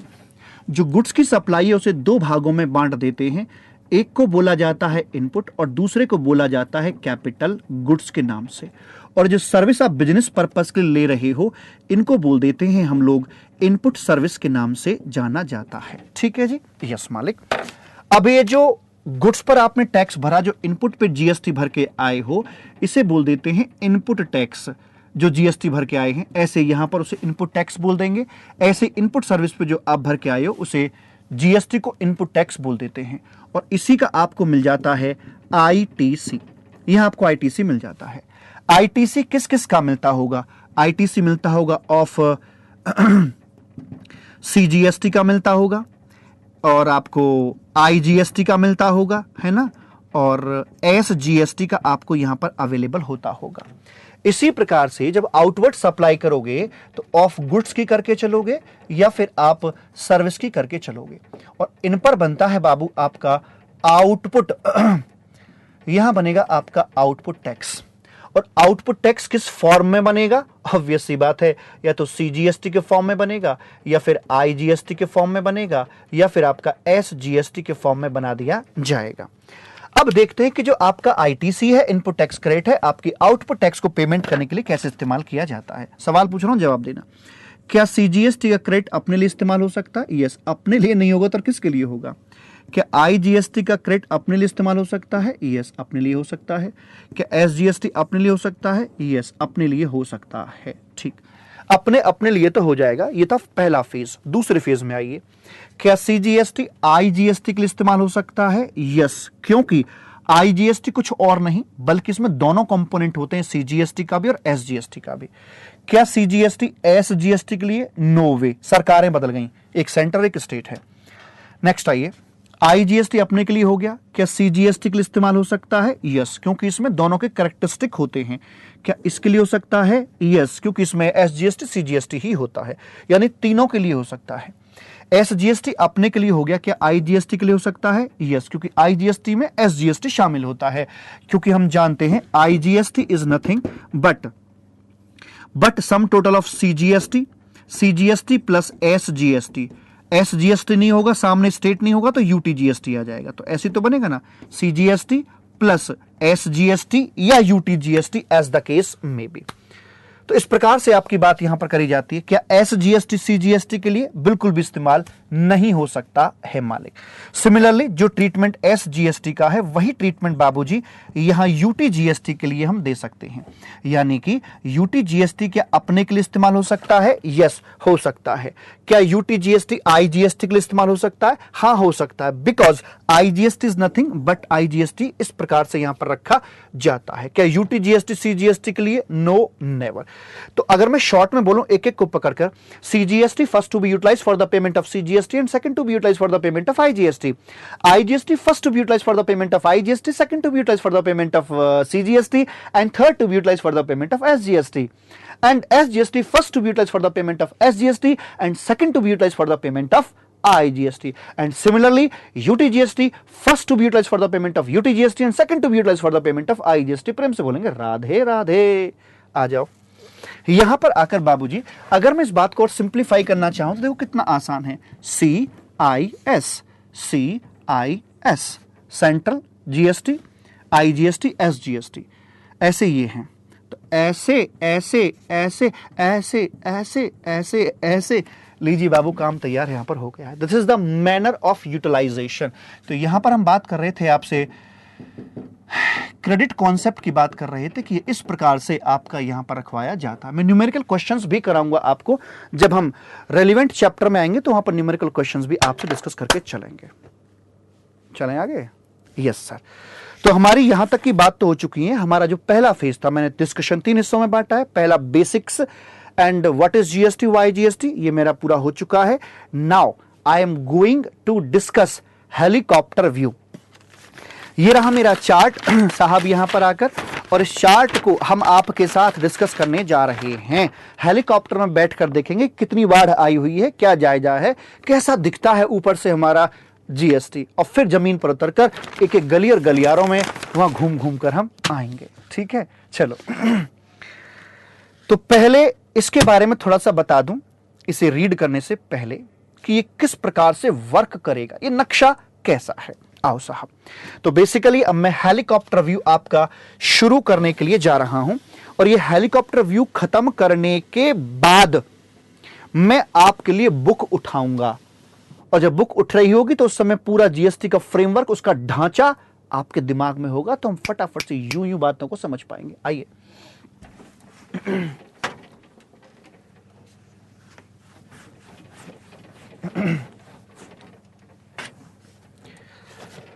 पानी तो P low.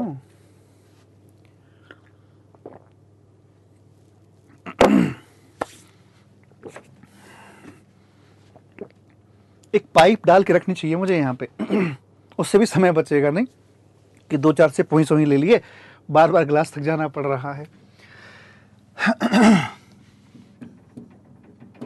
Helicopter view, helicopter view, ये जो डायग्राम है हमारा, इस डायग्राम को मैंने तो नाम नहीं दिया, बच्चों ने नाम दिया है। इसे बोलते हैं बाबा की बूटी के नाम से इसको जाना जाता है, क्योंकि उनको इतना पसंद आता है ये डायग्राम कि भाई ये बूटी संजीवनी बूटी जो जीएसटी के नैया पार लगाती है। इसमें हमारे 9 बॉक्स बने हुए हैं। कैसे? बताता हूं, नो नीड टू कॉपी। पहला बॉक्स आता है गुड्स या सर्विस का, दूसरा बॉक्स आएगा इसमें हमारा सप्लाई का, जो कि टैक्सेबल इवेंट है। उसके बाद में हम बात करेंगे कि सप्लाई कैसी है, इंट्रा है या फिर इंटर है। उसके बाद में नंबर आएगा यहां पर टैक्सेबल पर्सन का। टैक्सेबल पर्सन के बाद में अगला बॉक्स आएगा आपका यहां पर एग्जम्पशन का। वैसे मुझे तो बहुत मजा आ रहा है बाबू, आपका तो पता नहीं, मुझे पढ़ाने में बहुत मजा आ रहा है। एग्जम्पशन का फास्ट फॉरवर्ड, यूं यूं यूं कोई वेस्टेज नहीं, 0% वेस्टेज। एग्जम्पशन के बाद में यहां आती है कॉम्प्यूटेशन, जीएसटी की कॉम्पिटिशन आएगी। जीएसटी कॉम्पिटिशन के बाद में फिर यहां पर बात आती है नॉर्मल चार्ज मैकेनिज्म या रिवर्स चार्ज मैकेनिज्म। इसके बाद एक आएगा आपका यहां पर टाइम ऑफ सप्लाई का पॉइंट, टाइम ऑफ सप्लाई का। और उसके बाद में फिर आएंगे यहां पर आपके कंप्लायंसेस जो होते हैं ना, आपके कंप्लायंसेस मतलब IM4R एंड ITC। क्या मतलब है अभी बताता हूं। इस प्रकार से ये 9 बॉक्स आपके इसमें बने हुए हैं। पहले इसका बता दूं किस तरह से काम करेंगे। संपूर्ण जीएसटी इस चक्रव्यूह में है, संपूर्ण जीएसटी। अगर आपको चक्रव्यूह समझ में आ गया, जीएसटी बहुत आसान है, और नहीं तो भाई साहब दिक्कतें हो जाएंगी। ये एक सिस्टमेटिक ऑर्डर है। जब भी हमारे पास कोई क्लाइंट आएगा, जब भी हम किसी सिचुएशन को हैंडल कर रहे होंगे, चाहे न्यूमेरिकल हो, थियोरिटिकल हो, केस स्टडी हो, क्लाइंट का केस हो, प्रैक्टिकल हो, whatever you are doing, MCQ कर रहे हैं, कुछ भी कर रहे हैं, whatever you doing in GST, just follow this instructions. कैसे? फर्स्ट ऑफ ऑल देखो, सिचुएशन के अंदर जो ट्रांजैक्शन आपको दी गई है वो उसमें गुड्स इन्वॉल्व है या सर्विस इन्वॉल्व है या कुछ भी इन्वॉल्व नहीं है। अगर गुड्स या सर्विस एग्जिस्ट करती है तो मैं ये दूसरा राउंड खेलूंगा आगे चलकर, और अगर गुड्स या सर्विस एग्जिस्ट नहीं करती है तो हम यहीं से एग्जिट ले जाएंगे, यहां से गेम से ही बाहर हो जाएंगे। जैसे खेलते थे ना म्यूजिकल चेयर वाला जो गेम खेलते हैं, आउट हो जाएंगे गेम से। गुड सर्विस है, ये बॉक्स क्वालिफाई हुआ तो अगले पे बात करूंगा, अगला राउंड खेलूंगा, वरना एग्जिट, आप जीएसटी की दुनिया से बाहर हैं। दूसरा, जो ट्रांजैक्शन वहां पर दी गई है, चेक करो क्या वो सप्लाई की डेफिनेशन में फॉल करती है या नहीं करती। अगर करती है तो बहुत अच्छी बात है, और अगर वो नहीं करती है मालिक, एग्जिट। करती है तो आगे बात करूंगा, अगले राउंड में जाऊंगा, नहीं तो एग्जिट, आप जीएसटी की दुनिया से बाहर हैं। इसी एग्जिट कराने को क्लाइंट आपको 1-1, 2-2 करोड़ रुपए दे सकते हैं, बड़ी बड़ी कंपनियां, अगर आपने उसको एग्जिट करा दिया तो अपने दिमाग से। अगर मान लीजिए यहां से एग्जिट नहीं हुआ तो तीसरा राउंड खेल रहे हैं। तीसरे राउंड के अंदर अगर मान लीजिए इंटर है तो फिर तो कोई दिक्कत नहीं। इंटर में अगर मामला एक्सपोर्ट का बन जाता है तो export the goods not the taxes, export बनते ही आप यहां से एग्जिट कर जाएंगे, आप जीएसटी की दुनिया से बाहर हैं। लेकिन अगर एक्सपोर्ट ट्रांजैक्शन नहीं है तो फिर आप अगला राउंड खेलिएगा। अगला राउंड है टैक्सेबल पर्सन, यानी गुड्स या सर्विस की सप्लाई इंट्रा या इंटर होनी चाहिए टैक्सेबल पर्सन के हाथों से, परंतु अगर यह व्यक्ति टैक्सेबल पर्सन नहीं है, जैसे कि एग्रीकल्चरिस्ट होते हैं, टैक्सेबल पर्सन नहीं कहा गया है, या जिनका कारोबार 20 लाख 10 लाख तक सीमित है, उनको भी टैक्सेबल पर्सन नहीं कहा जाता है। अगर ऐसे व्यक्तियों के हाथों से ट्रांजैक्शन हो रही है तो आप यहां से एग्जिट ले जाएंगे। जैसे बूढ़ी अम्मा सड़क पर रखकर चने बेच रही है, सब्जी वाला सब्जी बेच रहा है, आलू टमाटर भिंडी लौकी खीरा संतरा मिठाई ये बेच रहा है, तो बाबू वहां पर चेक करिए सब्जी वाले को, गुड्स है, हां है, बेच रहा है, सप्लाई कर रहा है, हां कर रहा है, इंट्रा या इंटर, अपने स्टेट में माल बेच रहा है, इवन अपने शहर अपनी गली मोहल्ले में माल बेचता है, इंट्रा है, यहां तक कोई दिक्कत नहीं। लेकिन चूंकि वो 20 लाख के दायरे में आ रहा है, 20 लाख तक सीमित है, टर्नओवर साल का, इसलिए चौथे गेट से एग्जिट कर जाएगा, उसका जीएसटी की दुनिया से कोई वास्ता नहीं है। फिर यहां पर आएंगे एग्जेम्पशन। अगर आप एग्जेम्पशन में फॉल कर गए, 90 तरह की सर्विसेज एग्जेम्प्ट हैं और करीब 150 तरह के आपके गुड्स एग्जेम्प्टेड हैं। अगर आपका गुड्स या सर्विस एग्जेम्पशन में फॉल कर गया तो आप एग्जिट कर जाएंगे, नहीं तो फिर आप आगे चलेंगे। यहां एग्जिट के सिर्फ 5 गेट हैं, इन्हें हम बोलते हैं gate number 1, gate number 1, gate number 2, 3, 4 और 5। 5 गेट हैं जीएसटी से बचने के लिए, 5 रूट हैं, 5 रास्ते हैं जो जीएसटी से एग्जिट मिल सकता है। अगर यहां से निकल गए तो निकल गए, मौजा ही मौजा, अगर नहीं निकल पाए तो तैयारी कर लो। किसकी तैयारी?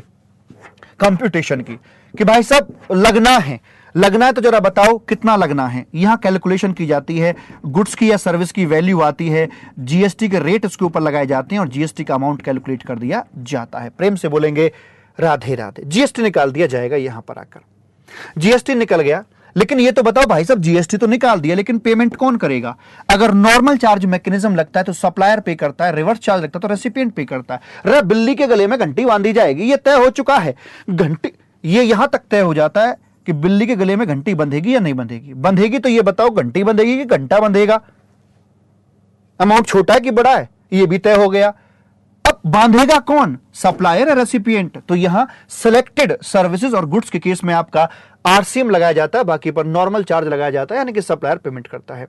उसके बाद टाइम ऑफ सप्लाई की बात करते हैं। Just like your point of taxation, जो सर्विस टैक्स में आप पढ़ते थे, इसी के आधार पर ड्यू डेट निकाली जाती है। जैसे मान लीजिए नवंबर 2018 में अगर किसी पर्टिकुलर डेट पर, मान लो आज की डेट ले लेते हैं, यहां पे क्या दिक्कत है, यहां पर 30 नवंबर को आज ये टाइम ऑफ सप्लाई अगर आपका निकल के आ रहा है, तो अगले महीने की 20 तारीख को जीएसटी में, अगले महीने की 20 तारीख को आपको जीएसटी का पेमेंट करना पड़ जाएगा, क्योंकि अगले महीने की 20 तारीख जीएसटी पेमेंट करवाया जाता है। और यहां तक आने के बाद में फिर आपके ये कंप्लायंसेस आ जाते हैं। IM4R, इनवॉइस कौन कैसे, manner of payment, return, registration, और आपका रिटर्न रजिस्ट्रेशन, रिफंड, रिकॉर्ड्स, और इनपुट टैक्स क्रेडिट कब मिलेगा, किसका मिलेगा, कैसे मिलेगा। This is your GST. यही सारी बातें मैंने आपके यहां पर लिखी हुई हैं, जिसे अब मैं स्टेप बाय स्टेप पढ़ाने के लिए जा रहा हूं। ये खत्म करने के बाद में एक तो जीएसटी का पार्ट ये है, और जो डिपार्टमेंट के एंगल से एडमिनिस्ट्रेटिव है जीएसटी का, वो बाबू आपका ये रहा। पूरा एडमिनिस्ट्रेटिव पार्ट आपका यहां पर मौजूद है जीएसटी का। तो ये दो डायग्राम के अंदर संपूर्ण जीएसटी आपका बंधा पड़ा है। उसी गांठ को खोलने के लिए हम आपके सामने उपस्थित हुए हैं। आओ मालिक, अब मैं आपको इस गेट से शुरुआत करके चलता हूं कि गुड्स या सर्विस क्या होते हैं। बताओ जरा, आप ही बता दो, हम क्या बताएं। गुड्स या सर्विस किसे कहा जाता है?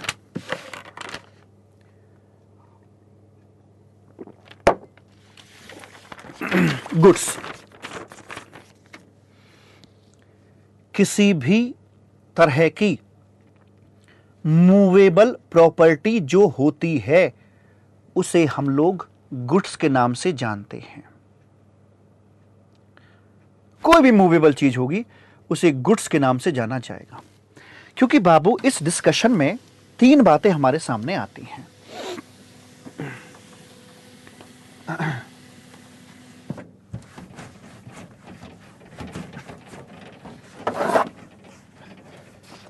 या तो कोई चीज गुड्स बनेगी, नो नीड टू कॉपी, सब लिखा डायग्राम के अंदर। या तो कोई चीज सर्विस बनेगी, या फिर वो कुछ नहीं बनेगी। ना तो गुड्स बनेगी, हे राम, ना ही वो सर्विस बनेगी। मुझे इतना बता दो, अगर गुड्स या सर्विस नहीं बन पाई है तो क्या मैं बोलूं कि वो पहले ही गेट से एग्जिट मार जाएगा? जो चीजें यहां पर आएंगी उनके साथ हम दूसरा राउंड खेलने वाले नहीं हैं। गुड्स क्या है? किसी भी तरह की कोई भी मूवेबल प्रॉपर्टी जो होती है, उसे हम यहां पर गुड्स के नाम से बुलाते हैं। और भाई साहब, सर्विस की परिभाषा सुन के तो होश उड़ जाते हैं। अरे कहता है भाई anything, any means any, anything ओए होए अदर देन गुड्स। इसका मतलब पूरे ब्रह्मांड को दो भागों में बांट दिया गया। या तो कोई चीज गुड्स बनेगी, और अगर गुड्स नहीं बन रही है तो वो सर्विस बनेगी। मूवेबल गुड्स है, और गुड्स को छोड़कर बाकी सब कुछ आपका सर्विस की कैटेगरी में आ जाता है। कुछ चीजें हैं जो ना गुड्स बनती है ना सर्विस बनती है, जैसे कि मनी। मनी ना तो आपकी गुड्स बनती है ना सर्विस बनती है। सिक्योरिटीज ना तो आपकी गुड्स बनती है ना सर्विस बनती है। सर मनी क्यों नहीं बनी? इसका रीजन मैं अभी आपको बॉक्स नंबर 2 पर दूंगा। और सिक्योरिटीज पर सिक्योरिटी ट्रांजैक्शन टैक्स लगता है, इस कारण से सिक्योरिटीज को भी यहां से बाहर का रास्ता दिखा रखा है। सिक्योरिटी के सेल पर शेयर्स आपने बेच दिए 5 लाख रुपए के, जीएसटी की बात नहीं होगी। ठीक है जी। मूवेबल प्रॉपर्टी यहां आ गई, बाकी यहां पर आ गई। मूवेबल प्रॉपर्टी के बाद एक बात और आती है। मान लीजिए मैं अपनी कोई खड़ी फसल बेच देता हूं। मेरे पास गन्ने की फसल है, टमाटर है, आलू है, खड़ी फसल है, खेत में खड़ी हुई है फसल, लहलहा रही है। 2 महीने बाद वो कटाई पर आएगी, मैंने उसकी खड़ी फसल का सौदा कर दिया और 2 महीने बाद व्यापारी उसे निकाल कर ले जाएगा फसल को खेत में से, तो क्या आज खड़ी हुई फसल गुड्स है? डाउट आ सकता है, लेकिन इसी बात को क्लैरिफाई कर दिया, हां वो खड़ी फसल आपकी गुड्स है। मैं कहा पड़ी फसल, अरे पड़ी फसल पे तो कोई डाउट ही नहीं है, कटी हुई फसल पड़ी उसे बेच रहे हो, वो तो है ही है। तो फसल खड़ी हुई हो या कड़ी, मतलब खड़ी हुई हो या पड़ी हुई हो, दोनों सिचुएशंस में वो आपकी गुड्स बन जाती है। दूसरी बात मालिक, पेड़ जो होते हैं खड़े हुए या पड़े हुए, सारे के सारे आपके इसी कैटेगरी में आ जाते हैं। उसके बाद में एक वर्ड आता है एक्शनेबल क्लेम। एक्शनेबल क्लेम जो आपका होता है बाबूजी, इसे बोलते हैं कॉन्टीजेंट एसेट। एक ऐसी संपत्ति है, एक ऐसी चीज है जो कि आपकी यहां पर एसेट तो है, पर उसका मिलना या ना मिलना ये कंटीजेंसी में चला जाता है। कॉन्टीजेंट एसेट्स जैसे कि पेंडिंग लिटिगेशंस, पता नहीं मिलेगा पैसा, मुकदमा चल रहा है। बैटिंग, गैम्बलिंग, लॉटरी का टिकट तो मेरे पास में है, लगेगी नहीं लगेगी ये कॉन्टीजेंट है। तो जो भी मेरी कॉन्टीजेंट एसेट्स होती हैं उनको भी हम यहां पर बोलते हैं गुड्स के नाम से जाना जाता है। सर्विस की अगर हम बात करके चलते हैं तो सर्विस 2 प्रकार से होती है बाबू। एक सर्विस होती है एक्टिव मोड में, एक होती है पैसिव मोड में। एक्टिव मोड को दुनिया जानती है, जैसे मैं पढ़ा रिया हूं, कोई खिला रिया है, कोई घुमा रिया है, ये सारे काम जो एक्टिवली किए जा रहे हैं, दूसरे के लिए पॉजिटिव मैनर में किए जा रहे हैं, these are active services. Passive services का दूसरा नाम होता है नेगेटिव एक्टिविटीज। एक्टिव का मतलब कुछ करना, इसका मतलब है कुछ करना, और नेगेटिव एक्टिविटी का मतलब है कुछ ना करना। भाई साहब, मतलब कुछ करोगे तो भी सर्विस है, कुछ नहीं करोगे तो भी सर्विस है। जब दोनों ही सर्विस है तो कुछ कर ही लो, क्या दिक्कत है। कुछ ना करना मतलब क्या, जैसे मान लीजिए मैं होटल अपना बुक करा देता हूं, 5,000 रुपए मैंने बुकिंग वहां पर दे दी है। अगर मैं होटल की सर्विस लेता हूं तो ऑब्वियस सी बात है वो 5,000 रुपए जीएसटी के दायरे में आएंगे एज एन एक्टिव सर्विस। लेकिन अगर मैं बुकिंग अपनी कैंसिल कर देता हूं और मेरे 5,000 रुपए फोरफीड कर लेते हैं just like a cancellation charges, तो then cancellation charges shall also be liable to GST. मान लीजिए किसी व्यक्ति की शादी है, उसने बैंड बाजा बारात बुक कर दिया, 5,000 रुपए एडवांस दे दिया है, 2 महीने बाद शादी थी, रिजल्ट खराब आ गया, शादी या तो टूट गई या पोस्टपोन हो गई, what ever, I don't know. तो अब बैंड वाले के पास जाओगे, अगर नहीं जाओगे तो बजाना शुरू कर देगा वहां पर टाइम पर, जबकि शादी तो है ही नहीं। आप उसे बोलना भैया अब बैंड मत बजाना, पहले ही बज चुका है। वो बोलेगा भाई साहब पैसे तो वापस दूंगा नहीं। कर मत दे, फोरफीड कर लिए। जो पैसा फोरफीड कर लिया कि वो बैंड बजाने के पैसे कि बैंड ना बजाने के, बैंड ना बजाने के पैसे थे, that amount also liable to GST, और उसको हम यहां पर सर्विस की कैटेगरी में रख के चलते हैं। तो सिंपल कैंसिलेशन चार्जेस भी आपके सर्विस की कैटेगरी में आ जाते हैं। तो यह है आपका पहला बॉक्स, आप डायग्राम के अंदर देख सकते हैं। यही सारी बातें मैंने यहां पर लिखी हुई हैं। गुड्स क्या है, सर्विस क्या है, और ना गुड्स है ना सर्विस है, वो बात आपकी यहां पर आ जाती है। वन मोर क्वेश्चन, मैं मानता हूं कि जो सिक्योरिटीज है वो गुड्स नहीं है, मनी जो है वो आपकी गुड्स नहीं है। अब मान लीजिए मैं कैश लेकर बैंक में जाता हूं और वहां से डीडी बनवाता हूं, या चेक लेकर मैं जाता हूं, मुझे 5 लाख रुपए का डीडी बनवाना था। क्या 5 लाख के इस अमाउंट पर जीएसटी लगेगा? नहीं लगेगा, क्योंकि ये मनी है बाबूजी। परंतु बैंक इसमें कुछ अपने मेकिंग चार्जेस लेता है। डीडी बनाने के चार्ज लिए हैं, मान लीजिए उसने 100 रुपए मुझसे ले लिए हैं। टेल मी प्लीज, क्या ये 100 रुपए लायबल टू जीएसटी हैं? Yes sir, this is not for money, this is a service in relation to money. तो ये 100 रुपए पे तो जीएसटी लगेगा एज अ सर्विस, परंतु 5 लाख पर जीएसटी नहीं आएगा। ऐसे ही शेयर्स 5 लाख के बेच दिए मैंने, तो 5 लाख पर जीएसटी नहीं आएगा, क्योंकि शेयर्स यानी सिक्योरिटीज गुड्स या सर्विस नहीं है। परंतु उस ट्रांजैक्शन में जो ब्रोकरेज गई, मान लीजिए 5,000 रुपए की ब्रोकरेज चली गई, उस 5,000 रुपए के ऊपर जीएसटी आपका लगा दिया जाएगा। प्रेम से बोलेंगे राधे राधे। चलें आगे। चलो मालिक, अब कोई चीज अगर गुड्स या सर्विस बन गई है तो मैं उसे अगले राउंड में लेकर जा रहा हूं, सप्लाई वाले बॉक्स में लेकर जा रहा हूं, और अगर नहीं है तो भैया वो यहीं से अपना एग्जिट ले चुका है। चले, यस। सप्लाई एक बैकबोन है हमारे जीएसटी के अंदर बाबूजी। जी हां, जीएसटी की एक बैकबोन है सप्लाई। पुराने समय में बहुत सारी चीजें थी मैन्युफैक्चरिंग के लिए, मतलब एक्साइज ड्यूटी के लिए मैन्युफैक्चरिंग, किसी के लिए सेल होना, सर्विस टैक्स के लिए सर्विस रेंडर करना, ऐसे ही आज की डेट में वर्ड आया है सप्लाई। ये सप्लाई वर्ड का जो डिस्कशन है ये 4 हिस्सों में है। इसमें एक आएगा आपके सामने पार्ट ए, एक आएगा बी, एक आएगा सी, एक आएगा आपका डी, करके 4 हिस्सों में डिस्कशन होगा। जैसे मैं आपको डायग्राम में दिखा भी सकता हूं कुछ इस प्रकार से। यहां पर ये आएगा आपका पार्ट ए, यहां है पार्ट बी, उसके बाद नीचे आएंगे तो यहां शुरू होगा पार्ट डी और ये सी, और यहां आएगा आपका पार्ट डी। पहले पार्ट में ये बताया गया है कि सप्लाई किसे कहेंगे। दूसरे पार्ट में बताया गया है कि सप्लाई तो है, पर किसकी, गुड्स की सप्लाई है या सर्विस की सप्लाई है। तीसरे पार्ट में बताया गया है कि सप्लाई ही नहीं मानी जाएगी, और चौथे पार्ट में कुछ मिलती जुलती बात अपनी करी गई है। तो अगर कोई चीज सप्लाई है ही नहीं तो ऑब्वियस सी बात है वो गेट नंबर 2 से एग्जिट ले जाएगी और फिर वो अगले राउंड में नहीं खेलेगी। अगले राउंड में वही जाएगा जो सप्लाई आपकी यहां पर बन जाएगी। तो सप्लाई के अंदर ये जो है डिस्कशन 2 हिस्सों में बटा हुआ है। यहां पार्ट ए भी फर्दर 2 हिस्सों में है। तो आइए पहले इसको देखते हैं, पार्ट ए की लेफ्ट हैंड साइड में क्या लिखा हुआ है। यहां पर हमारा जो दे रखा है पार्ट ए, इसकी जो लेफ्ट हैंड साइड है मैं उसको आपको समझा रहा हूं बाबूजी। ये चल रहा है आपका हेलीकॉप्टर व्यू कि पहले देख तो लूं कि जीएसटी मेरा कैसा है, इसके बाद चैप्टर दर चैप्टर ये तमाम चैप्टर गुड्स और सर्विस का चैप्टर किताब में आएगा, सप्लाई का चैप्टर किताब में आएगा, इंटर का चैप्टर किताब में आएगा, टैग जितने भी बॉक्स हैं 9 बॉक्स मतलब 9 चैप्टर आपकी किताब में हैं। हम हर एक चैप्टर को थॉरोली पढ़ेंगे अपनी किताब से। अभी फिलहाल हेलीकॉप्टर व्यू आपका चल रहा है, ठीक है जी। तो यहां पर सप्लाई कहे जाने के लिए बताया जाता है प्रभु, एक ABC टेस्ट करवाया जाता है। क्या है ये आपका ABC टेस्ट?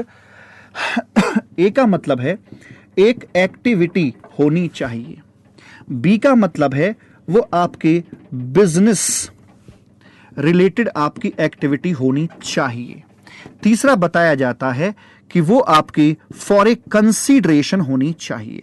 3 बातें अगर मौजूद हैं तो वो घटना आपकी यहां पर आकर सप्लाई बना दी जाएगी, अन्यथा नहीं बनेगी, आपको एग्जिट करना पड़ जाएगा। एक्टिविटी में क्या आता है? एक्टिविटी में 8 शब्द आते हैं मोटा मोटी। सेल हो, एक्सचेंज हो, बाटर हो, लीज हो, लाइसेंसिंग हो, ट्रांसफर हो, डिस्पोजल हो, ये सारी चीजें आपकी वहां पर आ जाती हैं। एक्सचेंज और बाटर में क्या फर्क है? वैसे दिखने में दोनों एक जैसे होते हैं, पर फर्क यह है कि आपने मुझसे क्लासली, मतलब मैं आपको सर्विस दे रहा हूं और इसके बदले आपने घड़ी निकालकर मुझे दे दी कि सर आपके पास घड़ी नहीं है, आप घड़ी ले लो। ना तुमने मुझसे सर्विस के पैसे पूछे, ना मैंने तुमसे घड़ी की बात करी, मतलब पैसे पूछे, मूल्यांकन नहीं हुआ, दोनों साइड से वैल्यूएशन नहीं हुआ, बस मैंने सर्विस दी, आपने घड़ी दे दी, बात खत्म। This is called barter. पर अगर यहीं पर वैल्यूएशन होके बात होती कि मेरी सर्विस की वैल्यू मान लीजिए 10,000 रुपए, आपकी घड़ी की वैल्यू 8,000 रुपए, दैट मीन आप मुझे 2,000 रुपए और देंगे। अगर पैसा बीच में आया, वैल्यूएशन बीच में आया, तो यही सिचुएशन कहलाएगी आपकी एक्सचेंज। तो this is the basic difference between exchange and barter. उसके बाद बिजनेस संबंधी होनी चाहिए, वो आपका बिजनेस होना चाहिए, बिना बिजनेस के बात कर रहे हो तो कोई बात नहीं होगी। और कंसीडरेशन एग्जिस्ट करना चाहिए। कंसीडरेशन कैसा भी हो सकता है, ये मॉनेटरी फॉर्म में हो सकता है या फिर नॉन मॉनेटरी फॉर्म में भी हो सकता है, ये किसी भी फॉर्म में हो सकता है। आइए 1-2 सवाल का जवाब दीजिएगा, मैं देखना चाहता हूं कि ये आपको समझ में आया या नहीं आया। ABC टेस्ट यहां पर है आपका, ये होंडा का एक शोरूम है, यहां पर कार खड़ी हुई है, ये अपनी कार आगे बेच रहे हैं। इन्होंने कार बेच दी, मिस्टर राज को यहां पर कार बेच दी है। कार की कीमत है 10 लाख रुपए की। चेक करके बताओ इस घटना को आप कैसे देखेंगे। जो कार बेची जा रही है, सबसे पहले लिंकेज में लेकर आइए। सबसे पहली बात, क्या ये गुड्स की बात कर रहे हैं कि सर्विस की? सर गुड्स की। कार एक गुड्स है, मूवेबल चीज है। क्या ये घटना सप्लाई है? चेक करो क्या ABC टेस्ट पास हो रहा है। एक्टिविटी है, हाँ सेल हुई है। बिजनेस है, हाँ होंडा का बिजनेस है, नो डाउट। और कंसीडरेशन है, हाँ 10 लाख का है। तो जी हाँ मालिक, ये घटना आपकी सप्लाई बना दी जाएगी। उसके बाद में अगला पॉइंट आता है, इंट्रा है या इंटर है। ये यूपी में है और ये दिल्ली में है। चूंकि बीच में एक बॉर्डर आ जाता है इसलिए घटना बनेगी इंटरस्टेट। इंटर के चलते हुए आईजीएसटी यहां पर लगा दिया जाएगा और आईजीएसटी जो आपका होगा ये पेबल होता है टू सेंट्रल गवर्नमेंट बाबूजी, और सेंट्रल गवर्नमेंट इसमें से आधा अपने पास में रखेगी और आधा जो होगा उसे दे देगी ये दिल्ली सरकार को, डेस्टिनेशन स्टेट को यहां पर दे दिया जाएगा। उसके बाद बात करते हैं हम लोग यहां पर टैक्सेबल पर्सन की। दूल्हा कौन बनेगा, रजिस्ट्रेशन कौन करवाएगा, टैक्स कौन जमा कराएगा, होंडा। यहां पर होंडा को टैक्स जमा कराना पड़ेगा, ये दूल्हा बनेगा। सर अगर होंडा का कारोबार साल का 20 लाख से कम हो तो एग्जिट कर जाएगा, पर होंडा की बात कर रहे हैं यार, साल का टर्नओवर 20 लाख से कम होगा क्या, करोड़ों में होगा इसका टर्नओवर। तो क्या कार पर कोई एग्जम्पशन है, आपकी जानकारी के लिए बता दूं, कोई किसी प्रकार की एग्जम्पशन नहीं है।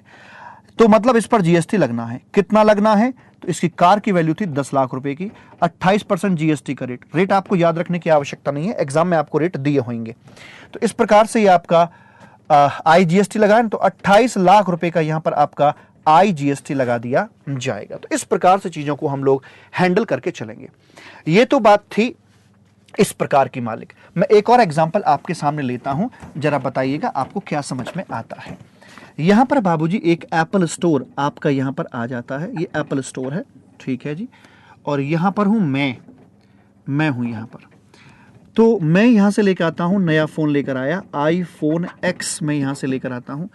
बदले में मैंने इनको जो दिया, इसकी कीमत थी 85,000 रुपीज। बदले में मैंने इनको जो दिया वो रुपीज 30,000, तो मैंने नहीं, रुपीज 70,000 मैंने इनको कैश दिया है, और प्लस मैंने अपना ओल्ड जो था फोन, ओल्ड आईफोन 6 मैंने इनको दिया है। इस प्रकार से डील हुई है।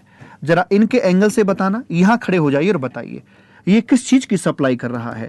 सप्लाई कर रहा है सर आईफोन एक्स की। ये गुड्स है कि सर्विस है? ऑब्वियस सी बात है, ये घटना आपकी गुड्स है। नंबर 2 पर बताइए, क्या ये घटना सप्लाई है? टेस्ट करते हैं, एबीसी। एक्टिविटी है? ओ यस। क्या ये एक्टिविटी बिजनेस के दौरान है? हाँ, इसका बिजनेस है, यस। कंसीडरेशन है? हाँ है। कुछ मॉनिटरी है, कुछ नॉन मॉनिटरी है, आया तो है। सप्लाई है। नंबर 3, ट्रांजैक्शन इंट्रा है कि इंटर? ये भी यूपी में और ये भी यूपी में। अगर दोनों यूपी में है तो ठीक है, ट्रांजैक्शन इंट्रा बनेगी।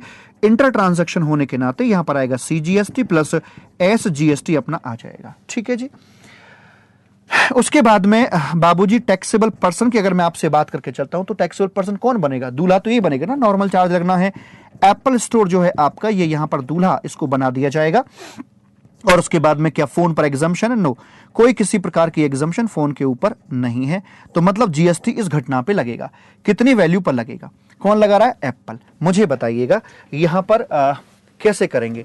जीएसटी निकालने के लिए आपको एक वैल्यू चाहिए होती है, असेसेबल वैल्यू, और रेट ऑफ जीएसटी चाहिए होता है। मान लो रेट आपको अवेलेबल है 18% का, वैल्यू क्या लेके चलोगे? वैल्यू में 2 बातें आती हैं। नंबर 1, 70,000 प्लस इसकी कीमत, जो आया है उसकी वैल्यू, या जो दे रहे हो उसकी वैल्यू। मुझे बताओ एप्पल जी, आप किस चीज का रेट लिया है? आपने जो रेट लिया है यहां पर आईफोन 6 का ले रहे हो, आईफोन एक्स का, जो आप दे रहे हो आप उसी का तो रेट ले रहे हो ना। तो इसी प्रकार से वैल्यू भी आप उसी की लेके चलोगे जो आप दे रहे हो, जिसकी आप सप्लाई कर रहे हो, आप उसकी वैल्यू लेके चलोगे, जो होगी 85,000 होगी। तो इस प्रकार से जीएसटी यहां पे निकाल दिया जाएगा। मैं यहां से बात करता हूं, जरा एंगल बदल बदल के देखते हैं बातों को। यहां से अगर देखा जाए तो मुझे बताइए, चेक करो यहां से क्या गया है। इसने 2 चीजें आगे सप्लाई करी हैं, एंगल बदल दिया, ध्यान से बी केयरफुल। यहां से गया है 70,000 रुपए, और ये सप्लाई है, और इसके बदले कंसीडरेशन में ये आया है। मैंने एंगल चेंज कर दिया पूरा। इनके यहां बैठकर लिंकेज में करता हूं। नंबर 1, 2 चीजों की सप्लाई हुई है। 70,000 रुपए की जो मनी है इसकी सप्लाई हुई है, और एक पुराना फोन था आईफोन 6, उसकी सप्लाई करी गई है। चेक करो, पहली बात, मनी गई है। मनी क्या आपकी गुड्स है? नहीं, सॉरी, मनी गुड्स नहीं है। ये गेट नंबर 1 से ही एग्जिट कर जाएगा, कोई जीएसटी की बात होगी ही नहीं। 5 गेट क्वालिफाई जो करता है, 5 गेट से जो बाहर नहीं जाता है, उस पर जीएसटी लगता है मालिक। ये तो पहले गेट से बाहर निकल गया, नो क्वेश्चन ऑफ जीएसटी। आगे बात समझ में कि मनी को क्यों गुड्स या सर्विस नहीं माना। अगर मनी को गुड्स या सर्विस मान लेते तो शायद आज दोहरा टैक्सेशन यहां पर हो जाता। आईफोन की बात करते हैं, ये तो गुड्स है, हां जी गुड्स है। क्या ये घटना सप्लाई है? भाई एक्टिविटी तो है, एक्सचेंज में गया है, एक्टिविटी तो है, नो डाउट। कंसीडरेशन में पुराना फोन आया, सी भी सेटिस्फाइड है। क्या बी सेटिस्फाइड है? क्या मिस्टर का इसका बिजनेस है ये? नो वे, ये इसका बिजनेस नहीं है। बिजनेस नहीं है तो ऑब्वियस सी बात है ये घटना सप्लाई नहीं बनेगी। सप्लाई नहीं बनी तो गेट नंबर 2 से एग्जिट कर जाएगा और यहां पर कोई किसी प्रकार का जीएसटी नहीं लगाया जाएगा। प्रेम से बोलेंगे राधे राधे। आगे बात समझ में? हां बोलो हां।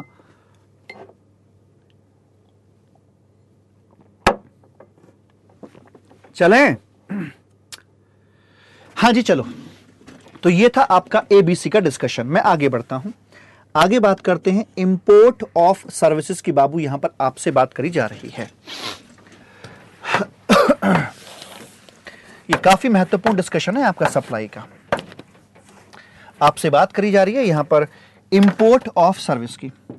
जैसे मान लीजिए अगर हम ऐसे बात करते हैं, हिंदुस्तान के बाहर से, हिंदुस्तान की सरहदों को पार करके हम इंपोर्ट ऑफ सर्विस कर रहे हैं। मान लेते हैं आर्किटेक्ट की हमने सर्विस ली है। अमेरिका में ये बैठा हुआ है, इंडिया के अंदर मिस्टर राज बैठे हुए हैं। इनका अपना यहाँ पर जो भी है काम धंधा। हिंदुस्तान से हिंदुस्तान के अंदर एक सर्विस आई है। किसकी बात हो रही है? सर्विस की। करो लिंकेज, छोटी हो बड़ी हो, सारा का सारा जीएसटी लिंक्ड फॉर्म में आपकी मुट्ठी में ऐसे आएगा। मैं बता रहा हूं आपको। सर्विस है जी, जो भी सर्विस रही हो, आर्किटेक्ट की है या किसी की भी, जो भी सर्विस रही है वो यहां आ जाएगी। उसके बाद में सर्विस तो हो गई है, लेकिन क्या माय डियर ये सप्लाई है? क्या import of service is equal to a supply? Oh yes, बता रखा साफ तौर पे खुले शब्दों में, इंपोर्ट ऑफ सर्विस आपकी सप्लाई है। इंट्रा है या इंटर? ओरिजिन ये रहा, डेस्टिनेशन ये रहा, मैं यहां तू वहां, जिंदगी है कहां, तो ये बन जाएगी आपकी इंटर। इंटर होने के नाते बन जाएगा आईजीएसटी। Very good. और आईजीएसटी के बाद में बात करेंगे टैक्सेबल पर्सन की। टैक्सेबल पर्सन कौन होगा? भाई एक बात पूछूं, आरसीएम कब लगता है? यदा यदा ही धर्मस्य, जब जब सप्लायर पर सरकार को ट्रस्ट ना हो या फिर सप्लायर पर सरकार का कंट्रोल ना हो, तब तब रेसिपिएंट की गर्दन पकड़ के ऐसे उठा दिया जाता है। कैसे? अब चूंकि ना तो इस पर कंट्रोल ही नहीं है सरकार का, सप्लायर बैठा है बाहर, तो किसको पकड़ेंगे? आन मिलो सजना, तू ही आजा भाई, आजा मेरे राजा, इसी को बुला लेंगे यहां पे। तो टैक्सेबल पर्सन बनेगा मिस्टर राज। मुझे बताइए जीएसटी में रजिस्ट्रेशन कौन करवाएगा?